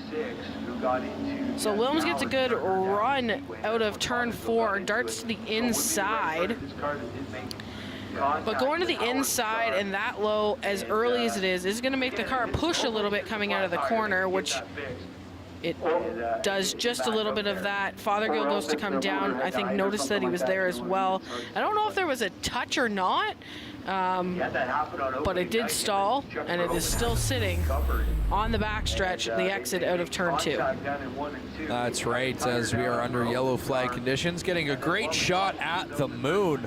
That is, I don't know if it's quite, is it we're getting word it is a full moon in the sky tonight. So we see the window net down of Fothergill. He's getting a push to see if that'll kickstart him here. And that might be what he needed to maybe get to the pits and get to his pit stall to see if they can figure out exactly what the issue is. It looks like we might have another look at it, Kate. Yeah, window net's down, so we'll have to see. Watch going through the corner here. Watch the front tire. Look at it wiggle. It wiggles and something rolls up the track behind the car. So I don't know if something broke there in the front end, and that might have done him in as well. So unfortunately, Paul Fothergill was leading the race, and that seems to be the curse of the full moon leading the race right now. It's just not working for the bone stocks. Jesse Howard started the race on the pole, and unfortunately that was the first car out, and now it looks like 33 of Paul Fothergill might be our second. Yeah, that's right. Fothergill had to wait for the rest of the field to pass, and now the tow truck will give him the necessary push he needs to get off the track and back into the pits. as we are 4 laps into this feature race in the bone stock division. The 57 here, we're going to get another look at it here. Let's take a look. Yeah, so take a look to the right side of the car, watch that front wheel. The only Force belt is currently in Detroit. Matt Young has. And now you're going to want to look, and you're going to see something roll here out the back. I did catch it the first time. Thank you to everybody else who worked hard to see it there a little bit more in depth for us. So yes, something definitely broke, shot out the back of that car. And that is what's brought us to this caution at lap 4.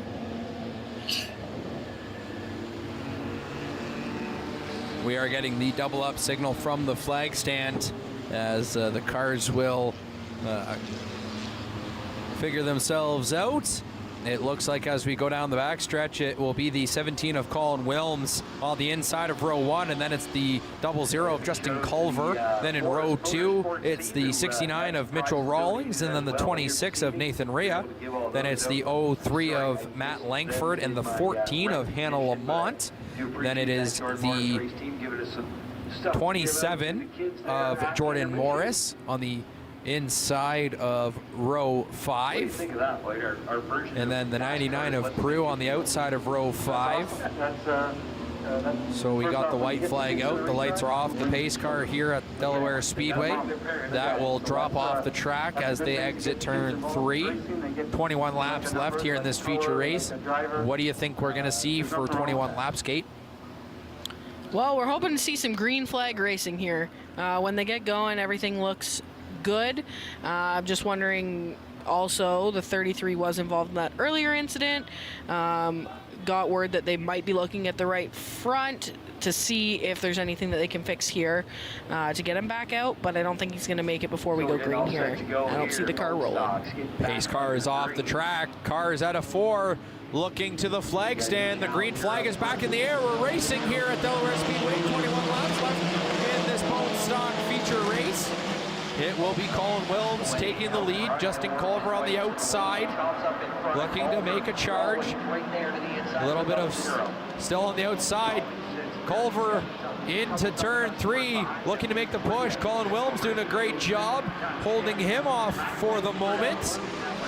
To the line, it'll be it's Culver by a sliver at the line will lead this lap, but Wilms making that push on the inside will come in front of Culver down the back.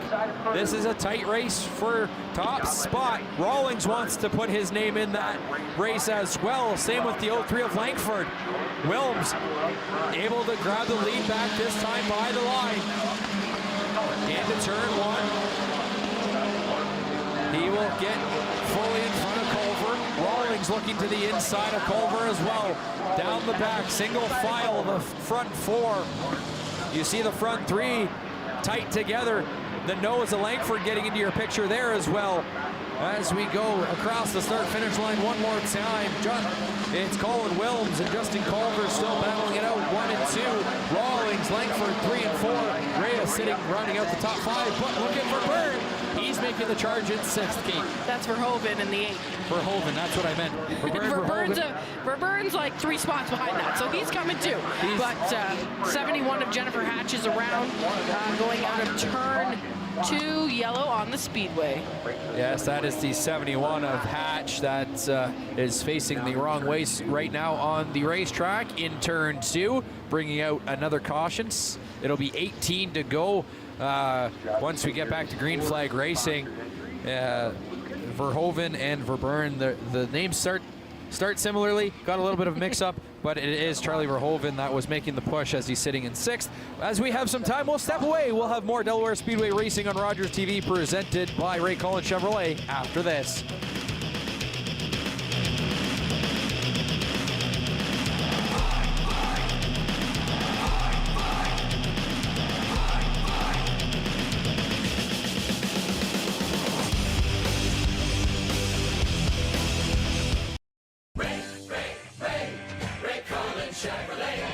Ray saves you money, and that's the key on Chevy, Buick, GMC.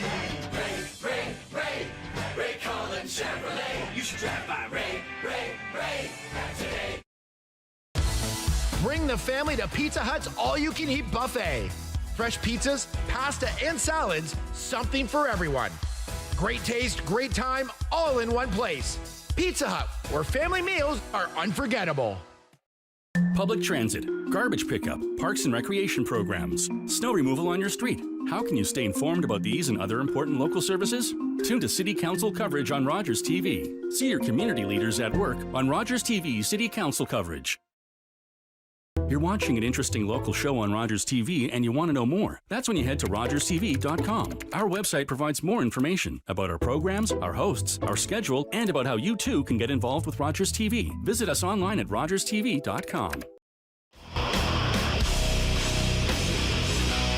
Welcome back, Delaware Speedway Racing on Rogers TV, presented by Ray Collins Chevrolet.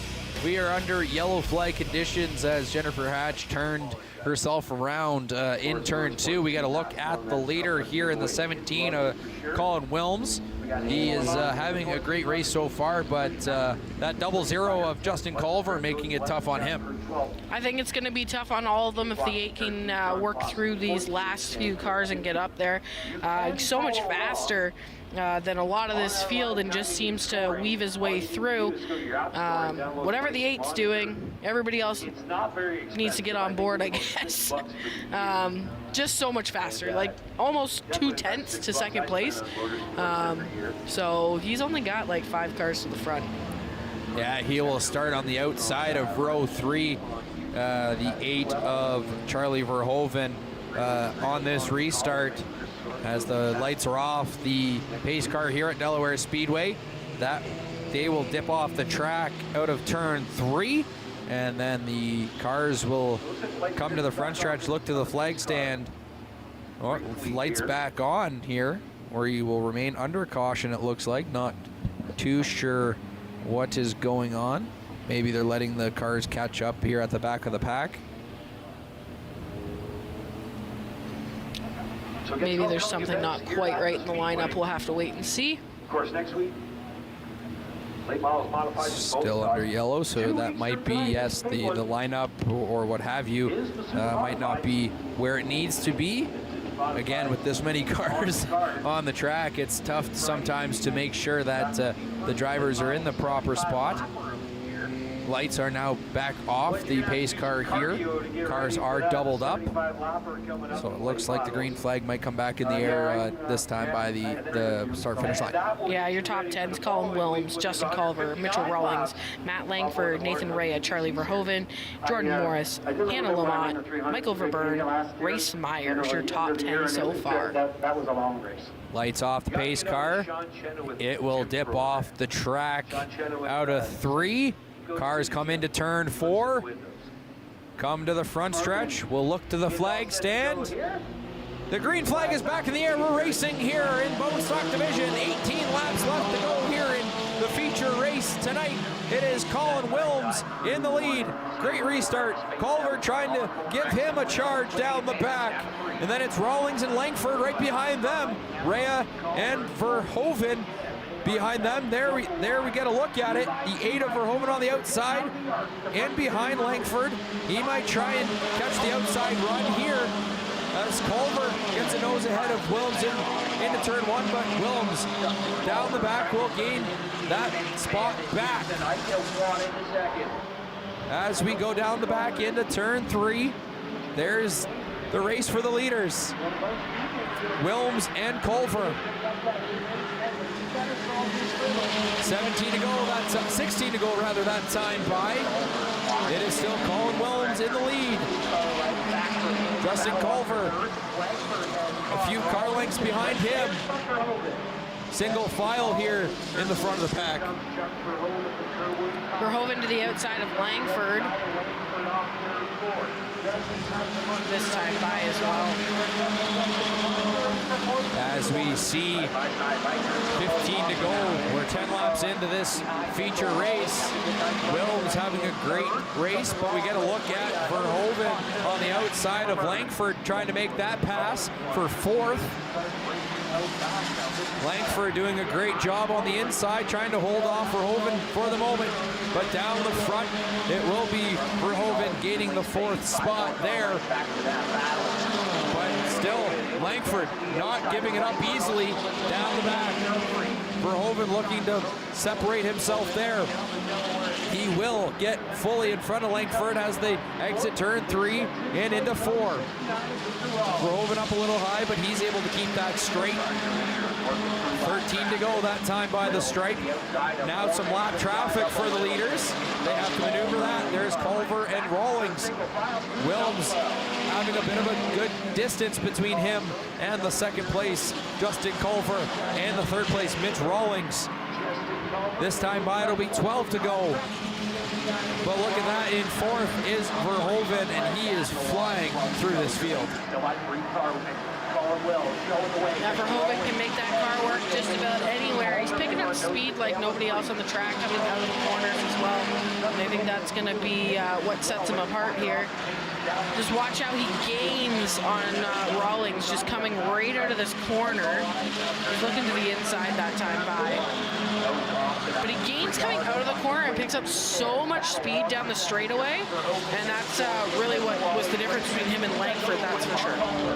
As we see split screen, Wilms having a pretty good distance between him and Culver. Rawlings and Verhoeven all over the back of Culver trying to pick up spots. Yeah, there was a little bit of contact made there with Rawlings and Culver.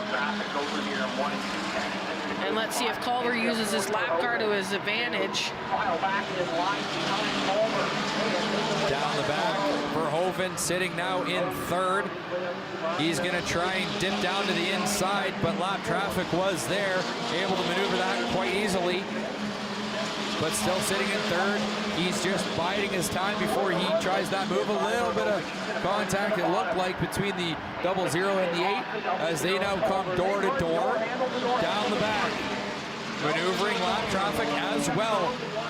Verhoeven able to get just his nose ahead and make that pass clean. He's now sitting in second, this time by the line. It's 8 to go. Will Verhoeven have anything for the 17 of Colin Wilms? We'll wait and see, but there's Rawlings and Langford in a battle. As some lap traffic is coming up.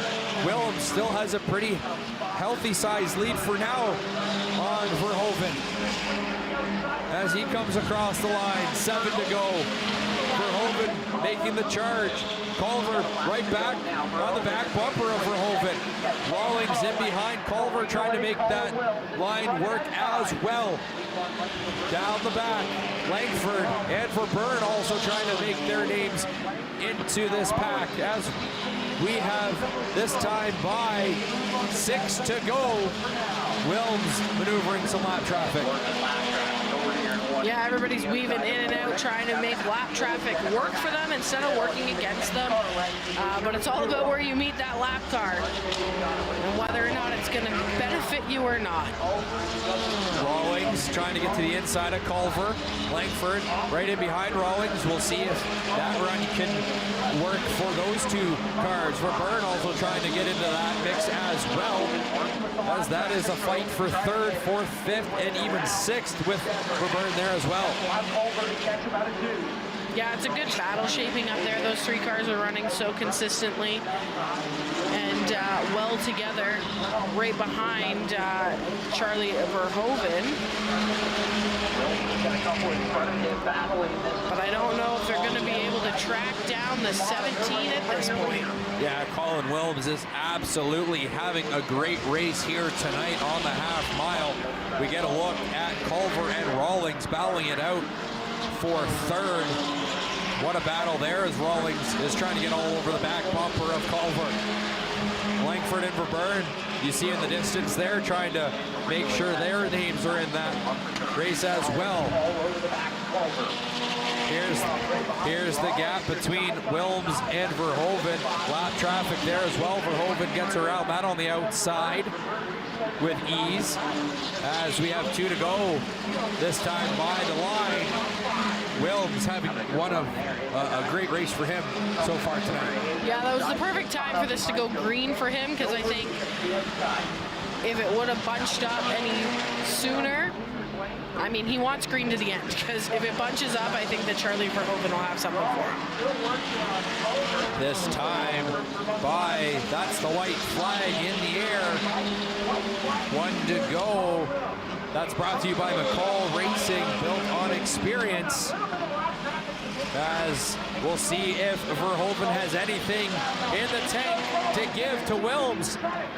He's making it tight here, out of 3 and into 4, down the front stretch. Single file, it will be the 17 of Wilms taking the checkered flags, followed by Charlie Verhoeven, Justin Culver, Mitchell Rawlings, and Michael Verburn rounding out the top 5. Yeah, Matt Langford is in 6th, Len Starrett, Nathan Rea, Jordan Morris, Hannah Lamont is your top 10.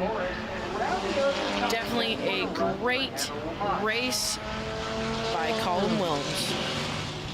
Yes, he was able to maneuver lap traffic when he needed to and keep the 8 machine off his tail, as it was a tight one coming to the line to finish the race, but Colin Wilms able to pull his 17 machine into victory lane for the victory. I tell you, that was exciting all the way through. As we wait, he is getting his helmet and headset out and off.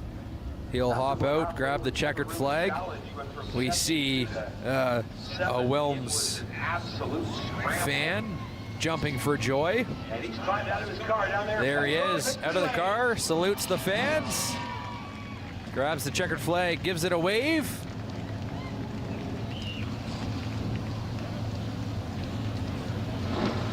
Trophy getting set in front of his car. He'll take the walk around and will send it down momentarily. There's Jordan Mosley.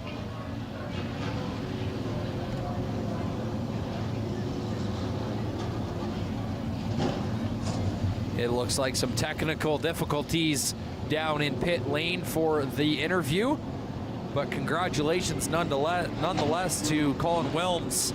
Oh, I think we got a battery change. We're good. 2026 here. Yeah, it was a good race. Looks like early on there was some bad things that happened to some really good cars. It's too bad, but it was a lot of fun keeping it out front here tonight. How do you keep this up the rest of the season? It's kind of a loaded question, but we'll see what we got for them. Who do you want to thank down here? I want to thank Lifto and Toyota Material Handling for helping get us here with Pennzoil Victory Lane, Tiger Jacks, Reed's Automotive, Bob Reed, where is he? Bob Reed, the man right there, Brady Udman, my brother Kyle, Julie, my wife and kids always. Great run here. Colin Wilms brings it down to victory lane. All right, we'll be back. More Delaware Speedway Racing on Rogers TV, presented by Ray Cullen Chevrolet after this.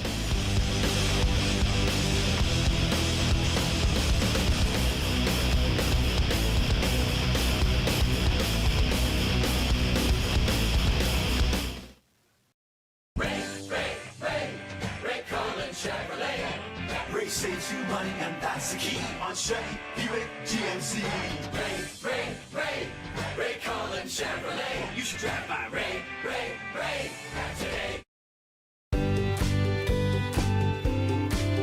You're watching Rogers TV. With Rogers TV, you can cheer on the home team from the comfort of your living room. We'll head to the rink, the field, the court, or the pitch, so you don't have to. Tune in and cheer on your local amateur athletes on Rogers TV. You're watching an interesting local show on Rogers TV and you want to know more. That's when you head to rogerstv.com. Our website provides more information about our programs, our hosts, our schedule, and about how you too can get involved with Rogers TV. Visit us online at rogerstv.com.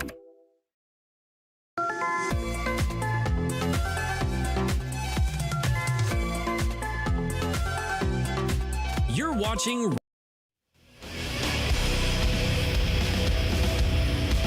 Welcome back, Delaware Speedway Racing on Rogers TV, presented by Ray Cullen Chevrolet. We just finished the bone stock feature, getting a look at the super stocks on the back stretch as they get to start rolling here for their feature. The 77 of Darrell Lake looks like he'll sit as the pole car for this race. What are we going to look for this super stock race? The first one we get to feature here on Rogers TV. Yeah, very interested to see the 77 in that starting position. I think it's going to work to his advantage. He was right there with Trevor Culver at the end of his heat race. I think that those two are going to benefit from the starting position of this race. But it's kind of like anything. There's so many good competitors in this field that I wouldn't be surprised if you saw Dyson, Ramsey, Jay Cox. Like, there's so many names that I can keep naming in this field. Give contention to them, even though they have a further back starting spot. So we'll have to see how that plays to the advantage of these drivers for this race. 35 laps will be the scheduled distance here for the super stocks. As we get ready, the running order will be Darrell Lake in the 77, Brody Rickwood in the 83 in third, the 14 of Cody Wilds in fourth, the number 1 of Trevor Culver. Fifth is the 00 of Jay Cox. Sixth, the 20 of Mason Culver. In seventh is the 57 of Ethan Orr. In eighth, the 36Z of Lane Zardo. In ninth position will be the 28 of Ryan Dyson. The 07 of Nick Ramsey will round out the top 10. Take us through the rest of the field, Kate. In the 11th position, Lucas Orr, Connor Van Steetzel, then Brendan Edgar, Barry Watson in 14th position, Chuck Menzie, then Brendan Patrick, Caden Patrick, and Pete Vanderwist Jr. will round out the 18 cars to start this field, which is a great field for the super stocks. That's great numbers. Looks good out there. As you see the running order to start here up on our screen. We have the white flag out, lights off the pace car here at Delaware Speedway. Looks like we will get to green flag racing next time the cars go by the start-finish line on the half mile. Yeah, they were letting them scrub in their tires a little bit more, like Barry Watson was talking about. The V8s are running on a slick, right? So they're running on a slick tire. These are treaded tires. They're also smaller treaded tires. So they were definitely giving them enough time to scrape off their tires, any debris or anything that they may have picked up on their way to pit lane, as well as get some heat into those tires. That's right. The pace car dips off the track. They're into 4 and out of 4 down the front, looking to the flag stand. The double greens are in the air. We're racing with the super stocks at Delaware Speedway. 35 laps is the scheduled distance. Darrell Lake shot out of a cannon there on that start, and he looks to pull away quite fast. The 83 of Brody Rickwood and the 1 of Trevor Culver running fast. Culver looking to pick some bones on the outside. He gets a little loose out of 3 and into 4. He keeps it straight, and it looks like he might pick up that second position. That time by the line, he will get past Brody Rickwood. Yeah, he was a little bit loose, ran a little bit of the fishtail, but kept her going, and he sits in the second spot. This is kind of how I foresaw this feature starting, but I want to see if anybody else is going to give him a run. We will have to wait and see what the rest of the field has for Darrell Lake and Trevor Culver, as they have both kind of sped away from them. And we're coming up. Get ready for the speed shot.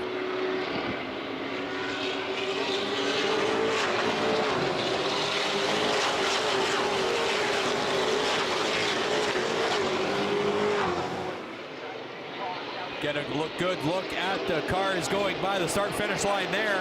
Darrell Lake, Trevor Culver, far and away from the rest of the pack.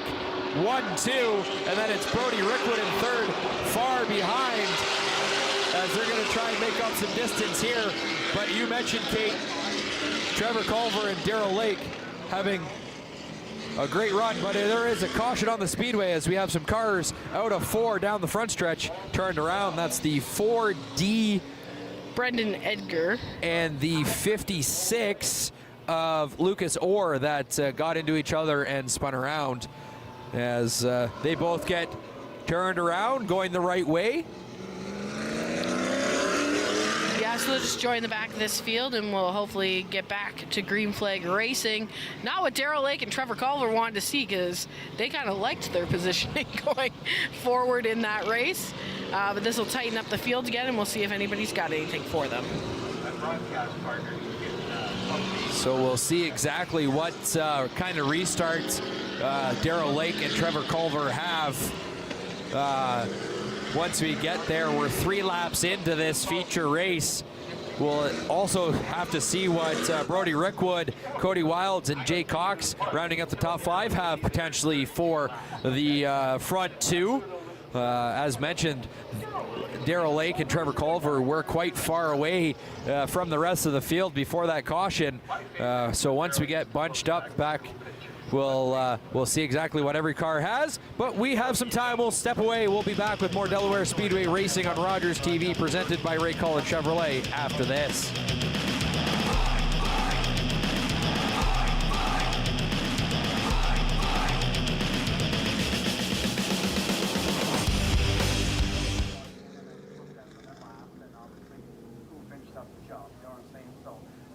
We know our spot in the Ronks garage.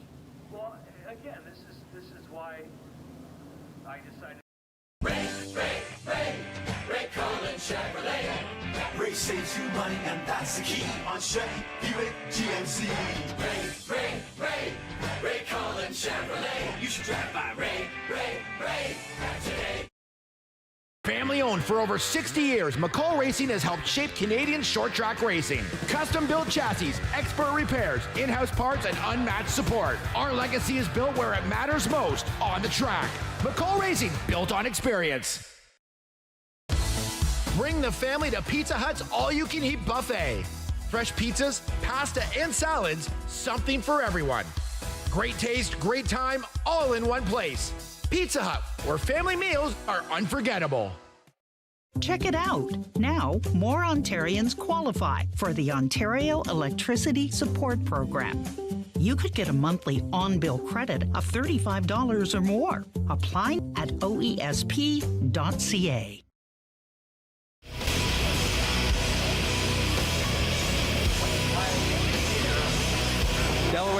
Delaware Speedway Racing on Rogers TV, presented by Ray Cullen Chevrolet. We are getting the cars doubled up here in the Super Stock feature race, as Darrell Lake and Trevor Culver will lead the pack. Darrell Lake on the inside, Culver on the outside, and then it is the 83 of Brody Rickwood on the inside of row 2. On the outside is the 14 of Cody Wilds. Then the 00 of Jay Cox will be on the inside of row 3, followed on the outside by the 57 of Ethan Orr is going to be at the back of the field, as he was involved in that incident. As we get the green flag back in the air, we'll see exactly what Trevor Culver has on the outside, as he is a nose ahead of Lake, but they quickly get back side by side. Caution, yellow. Yellow on the speedway. Okay, so the 57 is in his spot. That's Ethan Orr. Lucas Orr was deemed the accident car that was put to the back, and the 4D of Edgar was given his spot back. I think it might have been the restart wasn't liked by race control there, because I don't see any debris or safety crew on the track. So it looks like Trevor Culver might have been ahead of Darrell Lake on the restart there. So race control says, no, we're going to restart. We got a replay to take us through it. So here's the reason we're under caution. Yeah, the one car is ahead of the 77. And the 77 had not fired yet. He was the control car going in to the restart, and the one car was pushing for the start to start. They didn't like the start, so we're going to try it again. Looks like we'll get the one to go this time by. Lights are off at the track. Pace car lights are off as well. So we'll see if the restart this time by will be one race control likes here at the half mile. Darrell Lake, as mentioned. on the inside of row 1. He will be the lead car. He'll be the one that controls the pace out of the restart. Once the green flag is flying, pace car about ready to drop off the track out of turn 3. That'll bring the cars into turn 4. Out of 4, down the front, looking to the flag stand. The green flag is in the air. And there you go, Darrell Lake has a nose ahead of Culver on that restart. That looks good, but Culver making the push on the outside, down the back. They're side by side. This is going to be one heck of a battle here, Kate, with 32 laps remaining. Yeah, these two are going to go to battle till the last lap. Lake a little bit loose. Comes up into Culver a little bit there. Culver's able to take that lap, though. Culver down the back has a slight lead over Darrell Lake on the outside. We'll see if Culver will drop down or if he'll stay on the outside. He stays high out of 4. That works for him as he's able to lead that lap. Darrell Lake falls single file in behind Culver. Culver goes up high down the back. Darrell Lake seems to be following him there, getting to the rear bumper. Into 3 and out of 3. We'll see Culver high, Darrell Lake low, but Culver able to exit turn 4 well and gain speed on the straightaway and keep the position. Culver's running about half a track higher to like half a car length to a full car length higher coming out of these turns. You can see it right here. Whether Darrell Lake was there or not, that's his preferred line. That's where that car's running right now. So Darrell Lake's got to see if he can get hooked up better on the bottom, and maybe that car will come to him as the race goes on. Or maybe the one of Trevor Culver is set it up a little bit loose and liking the high side to start, and then as the tires heat up, maybe that car will come to him a little bit more in the long run. We'll have to wait and see, but it is Trevor Culver leading this race down the back. Darrell Lake and Trevor Culver have once again pulled away from the rest of the field, trying to make a charge. Trevor Culver leads another lap, 26 to go this time by. Trevor Culver, Darrell Lake, first and second, and then it's Cody Wilds in third. Jay Cox still sitting in fourth. Ryan Dyson leading and rounding out the top 5. As we still have a look here, 25 to go this time by. 10 laps into this feature race in the Superstock division. As mentioned, the first one featured on Rogers TV this season here at Delaware Speedway. The gap between Trevor Culver and Darrell Lake. There we get a look at Ryan Dyson and Jay Cox. That is a battle for 5th. As Cox is on the outside of Dyson trying to pick up 4th position. He has it by a bit of a nose. Dyson in the corner. He's able to get there. The 07 of Nick Ramsey battling an injured foot. He's looking to race quite well. Follow the lead of Dyson on the inside past Cox. And there's some racing there coming down the front stretch. Yeah, so we're past that 10 laps that he ran in his heat race, so I'll have to see if he can hold up. I'm sure he's going to be sore by the end of this one. Lane Zardo into our picture now, going to the inside of Jay Cox, trying to follow through, and he does follow the lead of Nick Ramsey for that one. As we get to single file racing here, 22 to go, the distance from the leaders to the rest of the pack is quite severe here. It's Culver and Lake, 1-2, 21 to go, that time by the line. As we have Trevor Culver showing why he's such a force to reckon with in this division. Same with Darrell Lake. Yeah, it's good. I think these last 20 laps are going to be about all left tires left to run. If you watch Culver coming out of the corners, it really leans on that outside rear tire to get a run off. But did like use his tires up a little bit too early, keeping Culver on the outside for so many laps. So we'll have to see who's got tires here by the end of this race. Culver leads another lap, 20 to go. We're 15 laps, 19 to go, sorry. We're 16 laps through this feature race race as a little bit of lap traffic is maneuvered by the leaders, Culver and Lake. Lake on the inside, out of 3, slides a little bit out of the turn, but able to keep that straight.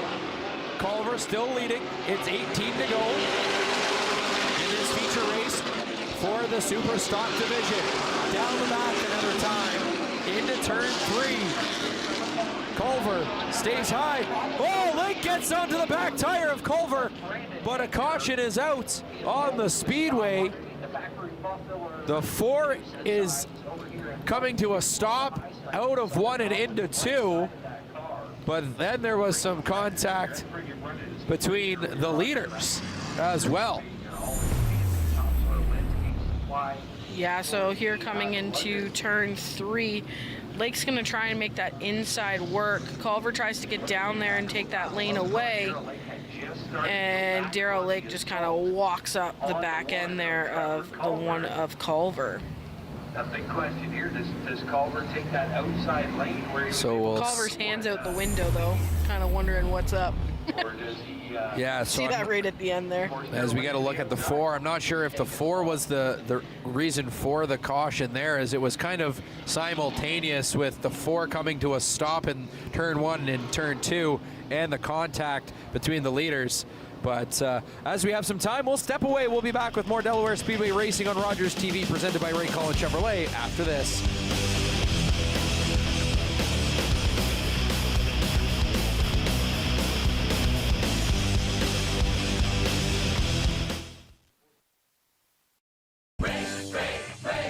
Ray Collins Chevrolet. Ray saves you money, and that's the key on Chevy, Buick, GMC.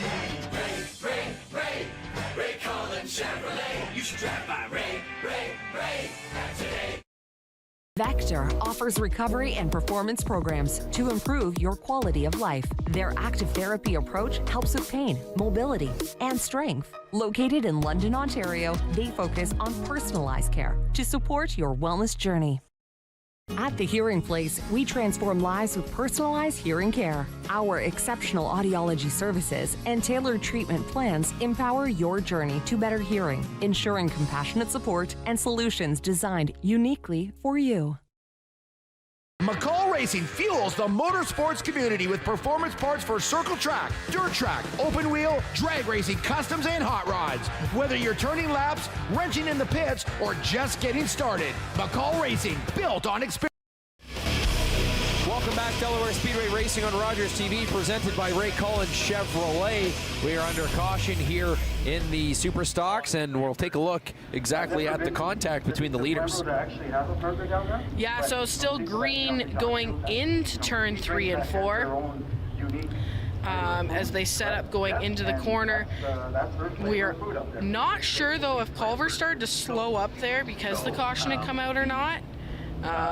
Either way, sometimes he does put his hand out though for cautions too, so maybe the hand was out signifying that he was going to start to slow down. But Edgar is definitely the reason that the caution came out, is he's on the business end of the hook and on the inside. Oh yeah, that the front is broken. Like, control arm's gone, I think. Let's just go and watch and be spectators. Yeah, she let go. So that would be why he was not driving that any further. As we see, Culver decides to take the inside here for this restart. Culver, Lake, Ryan Dyson coming up to 3rd spot. Nick Ramsey in 4th. Cody Wild's gonna round out the top 5 as we get ready. The white flag is in the air, so the lights will come off the pace car here at Delaware Speedway. The field is doubled up and ready to go. We have 18 laps left to go, and we'll see if the rest of the field has anything to challenge the leaders of Culver and Lake. Previously in this race, once it got started up, Culver and Lake have been able to pull away. Yeah, they've been good on the long run. It's just whether or not who's used up what equipment at this point with 18 to go. Here we go. Culver, the lead car. He'll pull the pace. Green flag in the air. Culver got shot out of a cannon on that restart and has an absolute great one. And Dyson now on the inside of Darrell Lake. He's trying to make up a spot here, but Darrell Lake able to push on the outside, out of 3 and into 4, down the front stretch. Culver leads a lap. Lake in behind him in second. Ryan Dyson in third. He's going to try and make a push on Lake, but the 07 of Nick Ramsey, he's in fourth. He's going to try and push Dyson for third as we get a look at that battle right here. 16 to go that time by.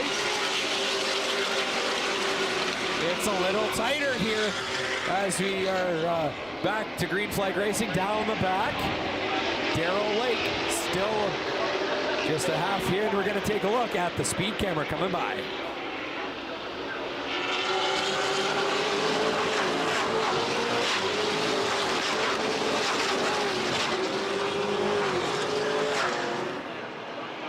We're back down the back is Trevor Culver, Darrell Lake.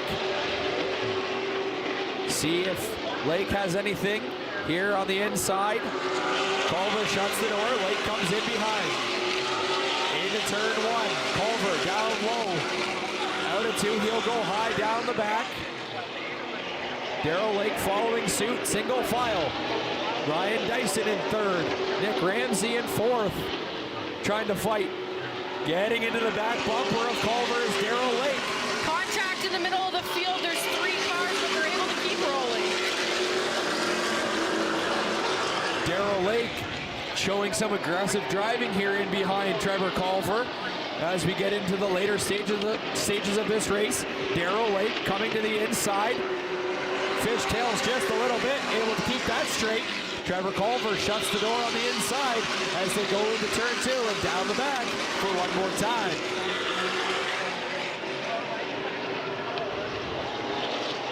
Trevor Culver having a great restart there, and he's been able to keep the lead so far. Darrell Lake trying to make some moves, but Trevor Culver at every move shutting the door, having a good run here so far, Kate. Ryan Dyson's also having a good run, kind of running faster and faster throughout this race. Leaders losing a little bit of speed as to what they were earlier. But Lake's not giving up here on Culver. You'll never see Darrell Lake concede anything. He's going to fight to the bitter end. We have 10 to go as they come down the backstretch. Another time into 3. Now into turn 4, down the front stretch. That time by, it's 9 remaining here in the Super Stock feature. Single file is Trevor Culver and Darrell Lake. Ryan Dyson sitting in third. Nick Ramsey in fourth. Lane Zardo now rounding out the top 5. And it's now the top 5 that have pulled away from the rest of the pack as we get 8 to go this time by. Trevor Culver doing a great job shutting the door. And Darrell Lake kind of gets underneath the back bumper of Trevor Culver right there. Again under the back bumper. A little bumping and grinding. Darrell Lake trying to go to the inside. A little bit of tire rub. He gets a little squirrely, keeps it straight across the line. 7 to go that time by. Trevor Culver playing some good defense leading this race. Yeah, Darrell Lake's driving it hard. Trying to get any inch that he can. Culver's just playing great defense, making sure that he has got his car right where he needs it. Darrell Lake on the inside. Tries to make the pass. He does. He's a nose ahead on the inside of Culver. Makes the pass down the back. And Darrell Lake now sitting in first position. Trevor Culver now has to go to the offense here. As this time by, 5 to go. Ryan Dyson trying to go to the inside of Culver. Culver comes down and shuts that door very quickly. Yeah, Lake definitely gave Culver the bump and run there going into turn 1 to take the lead. Culver will have 4 laps this time by to try and give Darrell Lake a challenge here We'll see if that is the case. Darrell Lake looking to pull away. There's a battle for second in Ryan Dyson and Trevor Culver. Ryan Dyson right on the back end of Trevor Culver going into turn 3. Dyson looks for the inside. Culver up high, able to come out of 4 down the front very well. Single file now into 1 and into 2 down the back. Darrell Lake has distanced himself. It's now a battle for second, and Ryan Dyson and Trevor Culver. Now Dyson's right under the back bumper of Trevor Culver, trying to go to the inside. It's 2 to go here in the 35-lap feature of the Super Stocks. What a battle for second place as Darrell Lake has flown away. Yeah, I wonder if Culver using that outside and really leaning on that back tire. The white flag is in the air. It's 1 to go. Brought to you by McCall Racing, built on experience. I wonder if running on that back tire is really what took away some speed there for Culver. It looks like Darrell Lake out of 4 down the front. We'll take the double checker. It's followed by Trevor Culver, Ryan Dyson, Lane Zardo, Nick Ramsey, rounding out the top 5. And Darrell Lake is up high in turn 2. He's getting ready, I believe, for his patented come into victory lane the opposite way.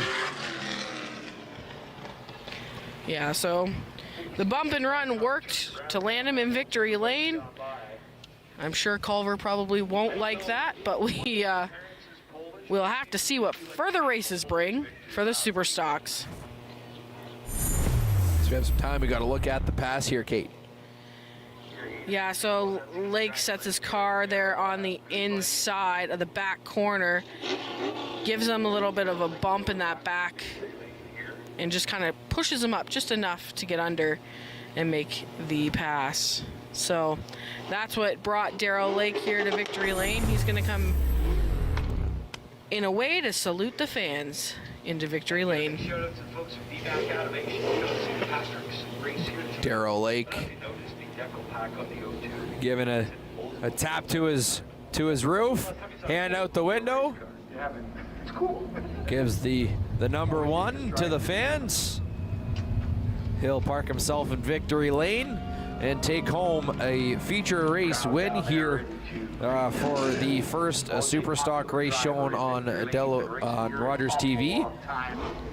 So it's Darrell Lake, Trevor Culver, Ryan Dyson, Lane Zardo, and Nick Ramsey that round out your top 5. Ethan Orr, Jay Cox, Pete Vanderwish Jr., Cody Wood, Wilds, and then Mason Culver, your top 10.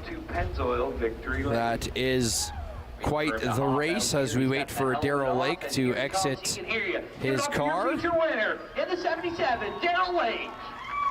Grabs the checkered flag, gets on to the roof, salutes the crowd, gives a wave of the checkered flag, gives a nice little bow, hops off. We'll send it down to Jordan Maudsley. Start your season.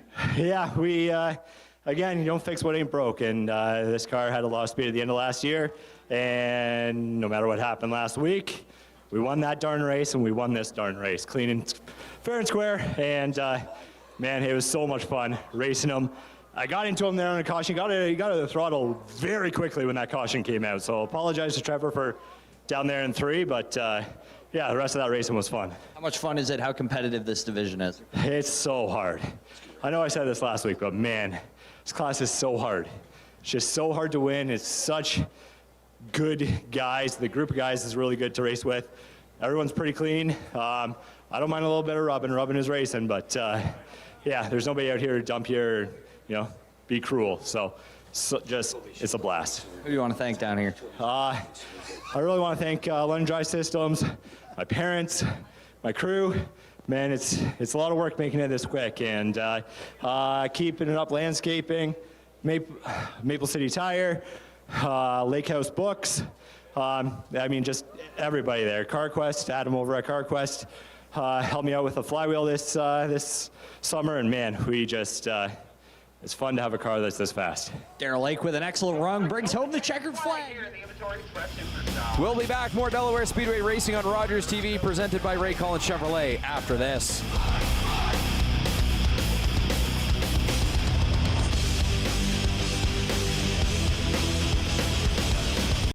Check it out. Now, more Ontarians qualify for the Ontario Electricity Support Program. You could get a monthly on-bill credit of $35 or more. Apply at oesp.ca. At The Hearing Place, we transform lives with personalized hearing care. Our exceptional audiology services and tailored treatment plans empower your journey to better hearing, ensuring compassionate support and solutions designed uniquely for you.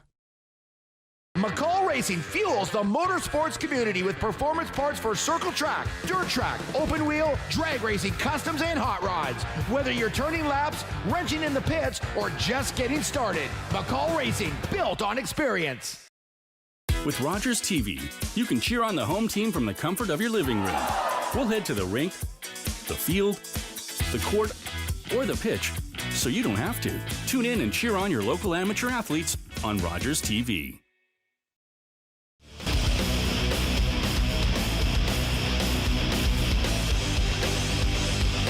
Welcome back, Delaware Speedway Racing on Rogers TV, presented by Ray Collins Chevrolet.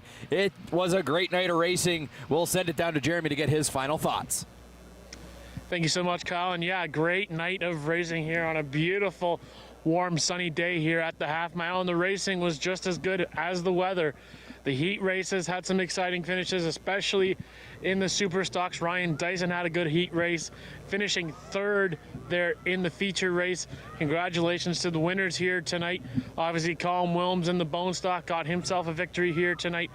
V8 stocks as well had a good night as well here. Not as many breakouts as we've seen in the past couple of weeks. And then as you saw there, Darrell Lake with the nice little bump and run to get the win here tonight over Trevor Culver. That's going to be it for me, and I'll send it up to the two Friels for their final thoughts on tonight's action. Thank you, Jeremy. Yes, Kate, take us through what you thought this night of racing brought. Obviously, autograph night started the night for the fans, and then we got into racing. Take us through what you thought this night brought. Yeah, I think we had a great night of racing. The bone stocks didn't disappoint once we got rolling. Kind of a rough start. I think the full moon hit them. Thomas Jeremy was able to get his first V8 victory, so that's always good to see. Darrell Lake parks it to end our night, and it was just a great night of racing. Can't wait to see what next week brings. That's right. On behalf of myself, Kyle Friel, Kate Friel, and Jeremy down in the pits, we thank everybody that was here to put on this production. We'll be back next week, Friday night, 7:30, for more Delaware Speedway racing on Rogers TV, presented by Ray Collins Chevrolet.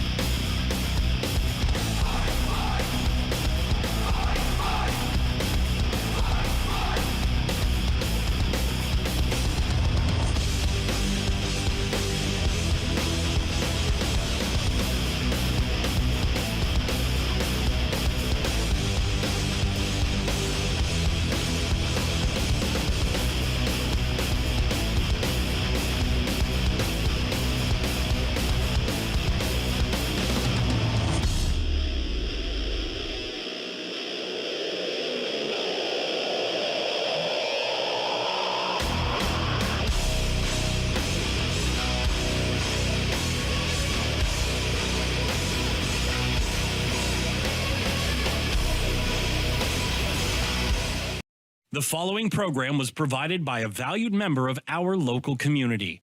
Rogers TV is proud to support local producers and share local voices, ideas, and opinions. For more information, please visit our website.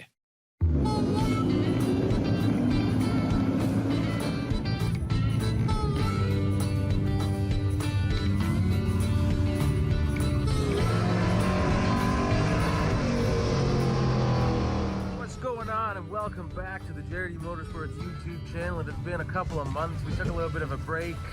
Got a lot done, but just nothing really to show. And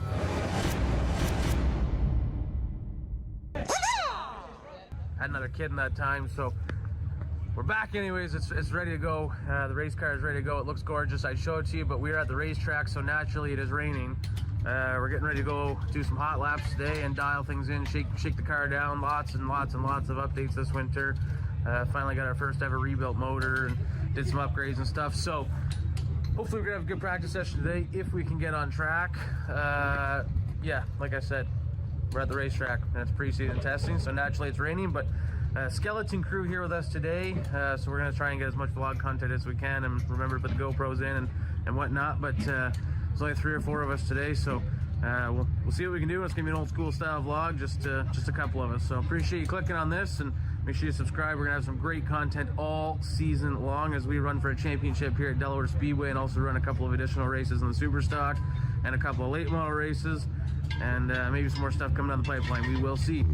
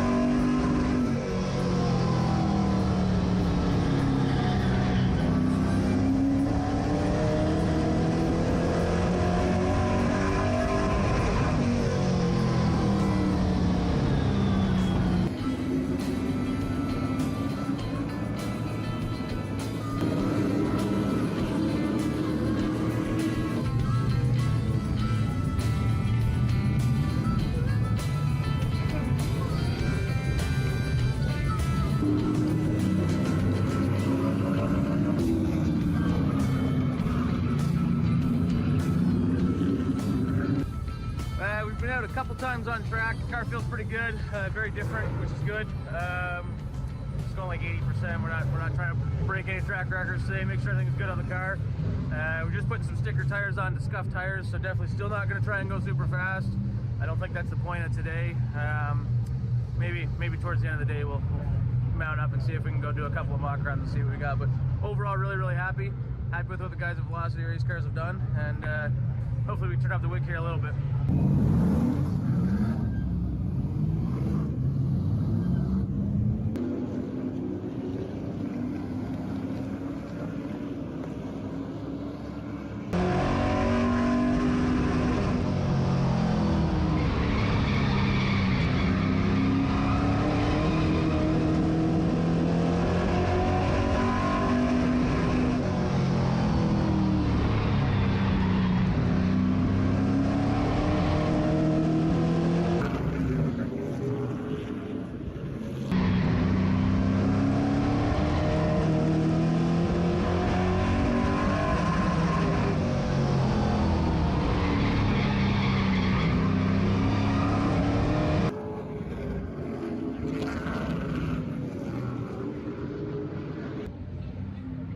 Now we're cooking.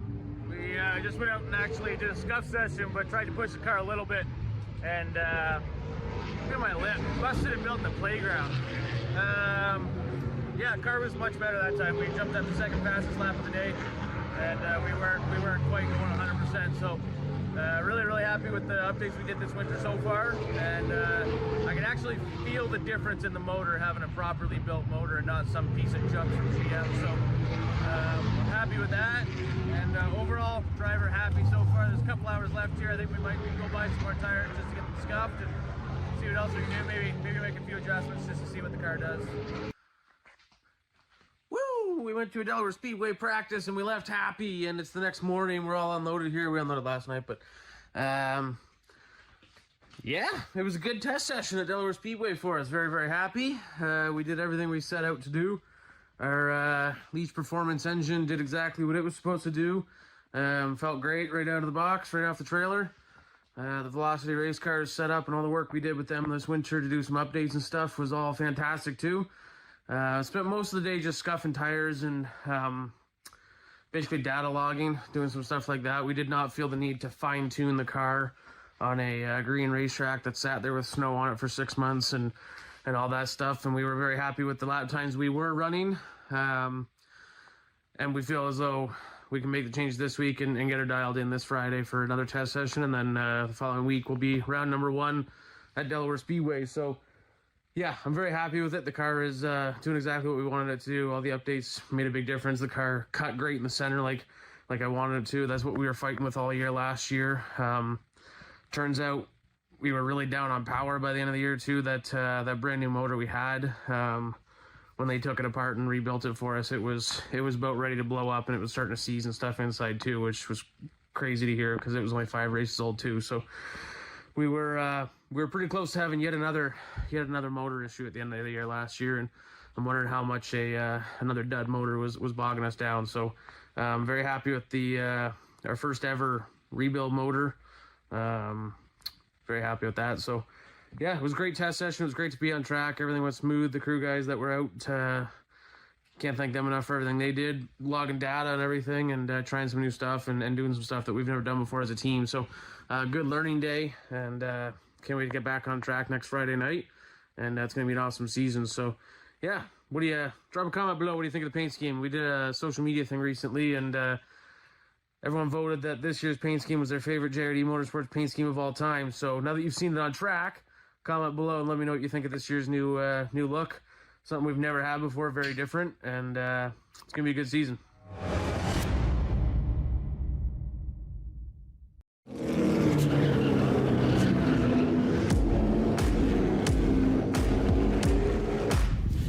One more round. I'd like to get in this car for the first run of the night.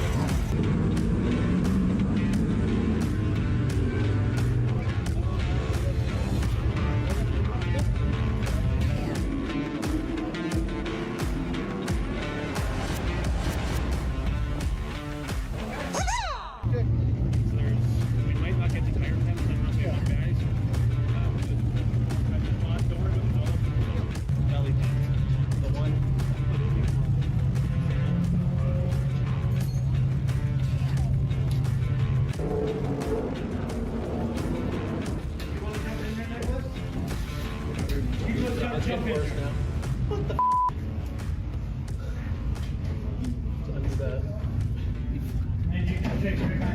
You want me to do them? I can't really tell.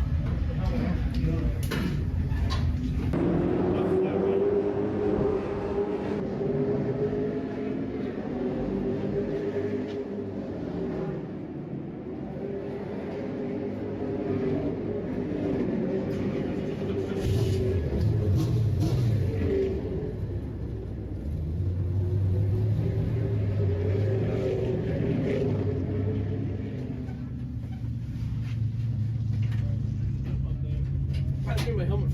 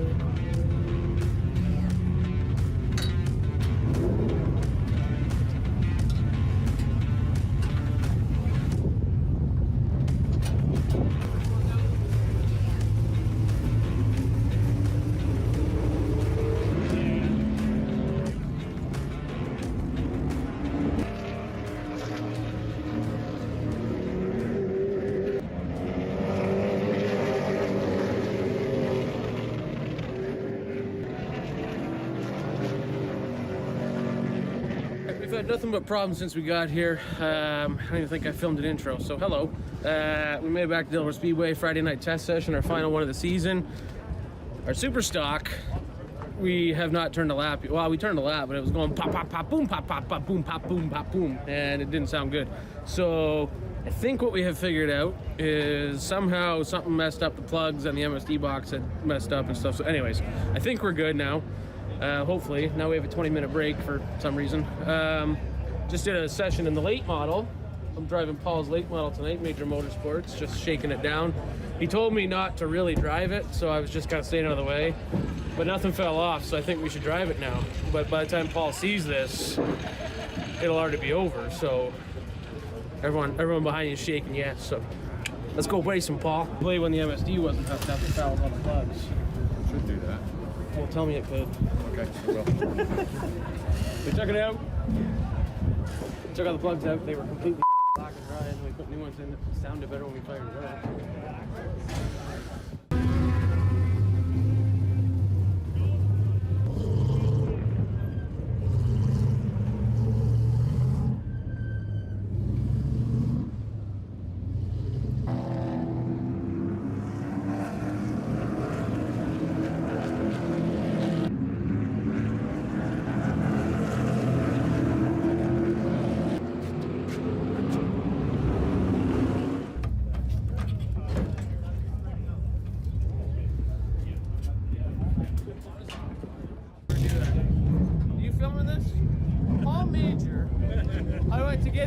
For the first run of the night, and we had to cut the freaking key out of our car because he takes his out and hides it in his toolbox apparently, so that no one steals it, I guess, because that's a thing that people do.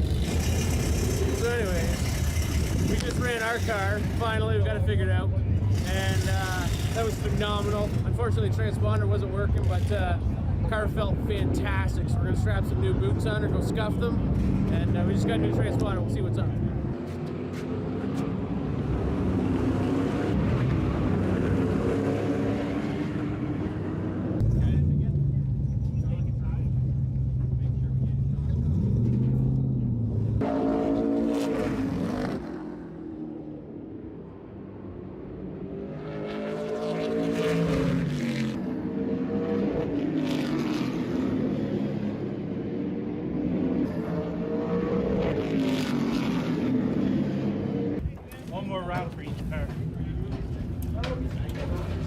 Really tight exit. Good. Want it fixed? It's a small adjustment. Might as well. Okay. But bump up the panhard bar on this side. Okay, so it's tight. It gets in great. Yeah. It gets through the middle pretty good. Yeah. The exit itself, like 7/8 exit, is pretty good. It's that like apex to 3/4, like it just wants to push up. Yep. But I don't think I can afford to loosen it up too much more on exit. All right, it's about midnight and we just got ourselves unloaded back in the shop. It was a very successful night at the racetrack. Once we got our issues sorted out, we chased it all back to a carburetor issue actually, which kind of surprised me, but we went out there and we were running really quick lap times. Again, we were just, by the time we got the carburetor issue fixed out, we were just basically scrubbing tires. So again, I think that the changes we made last week for this week really were beneficial, and it was really good.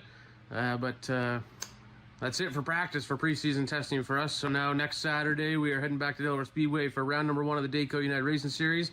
And it is also first points race for the Delaware Weekly Series, a dual points race, which is kind of cool. So appreciate everybody clicking on this video. I guess I don't know if I said it, but we were fast in the late model. We're faster than we've ever been, and it was really old tires and stuff, so that was fun. But appreciate you clicking on this.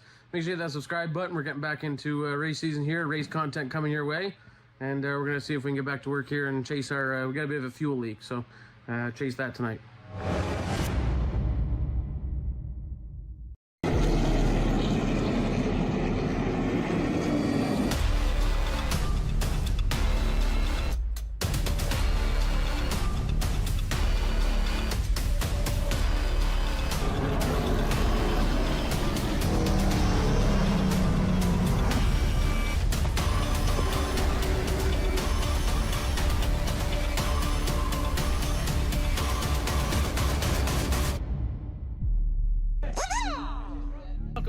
We are at Delaware Speedway, the first race of the 2026 season for us at Delaware Speedway.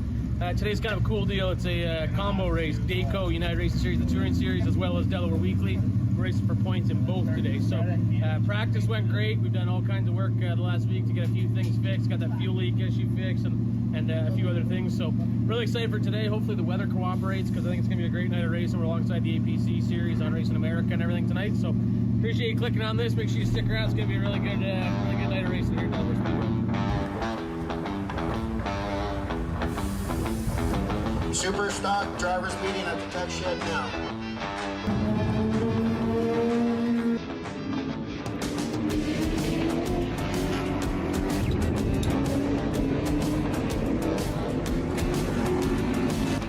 It's race season, can you tell?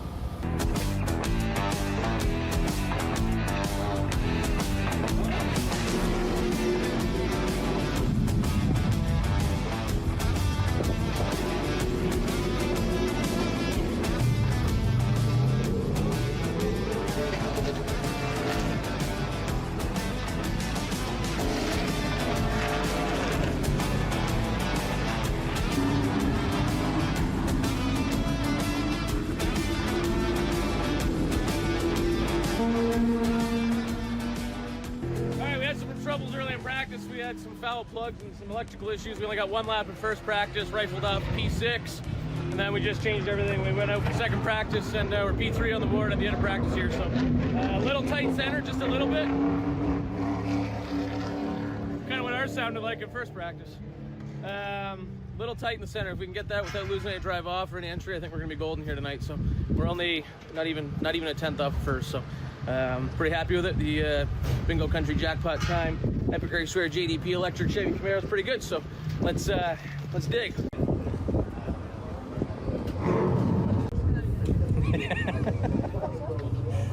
Nothing.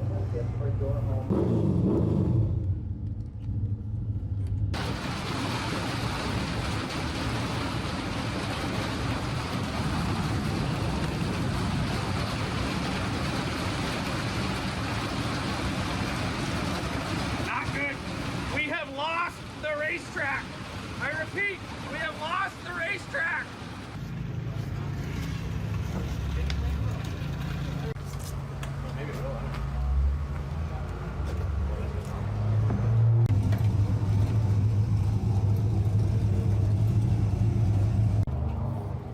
Tornado just touched down, but now the sun's out. So now we're gonna get everything dried out and make a couple changes and go get ourselves an Epic Raceway polo wear. That's the goal here. We were close.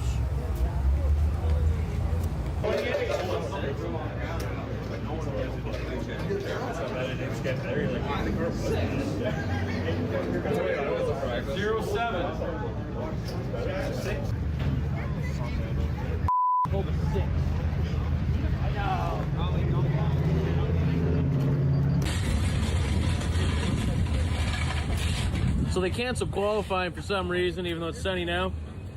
Pretty sad, because I thought for sure we were going to go out there and get the pole, because we made a couple good adjustments and we were right there, like I said. So, yeah. Then we had to do a pill draw, and I pulled a 6. So we started 6, which is super cool. So let's go racing. It's nice out there. Hurricane's over. On the inside of row 3, he drives Bingo Country jackpot number 28. Put those hands together for London, Ryan Dyson. Let's go. Help us out now. 3, 2, 1. Driver, start your engine.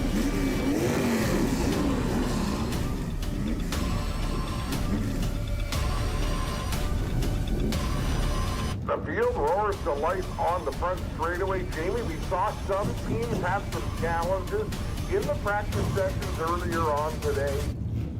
Different mechanical gremlins, but it looks like they have all made it to the starting line. We're going to go green this time, and it's on number 4. Carol Lake and Lane Zarner are going to lead us down into third one here at Delaware Speedway. The 2026 Dayco Superstock Series.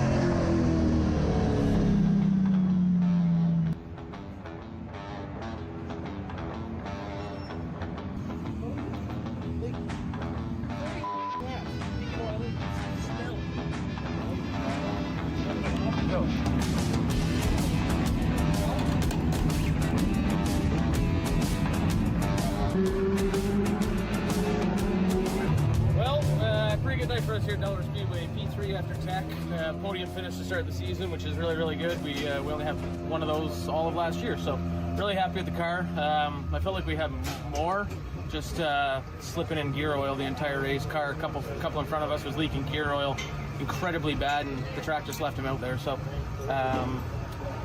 it is what it is, and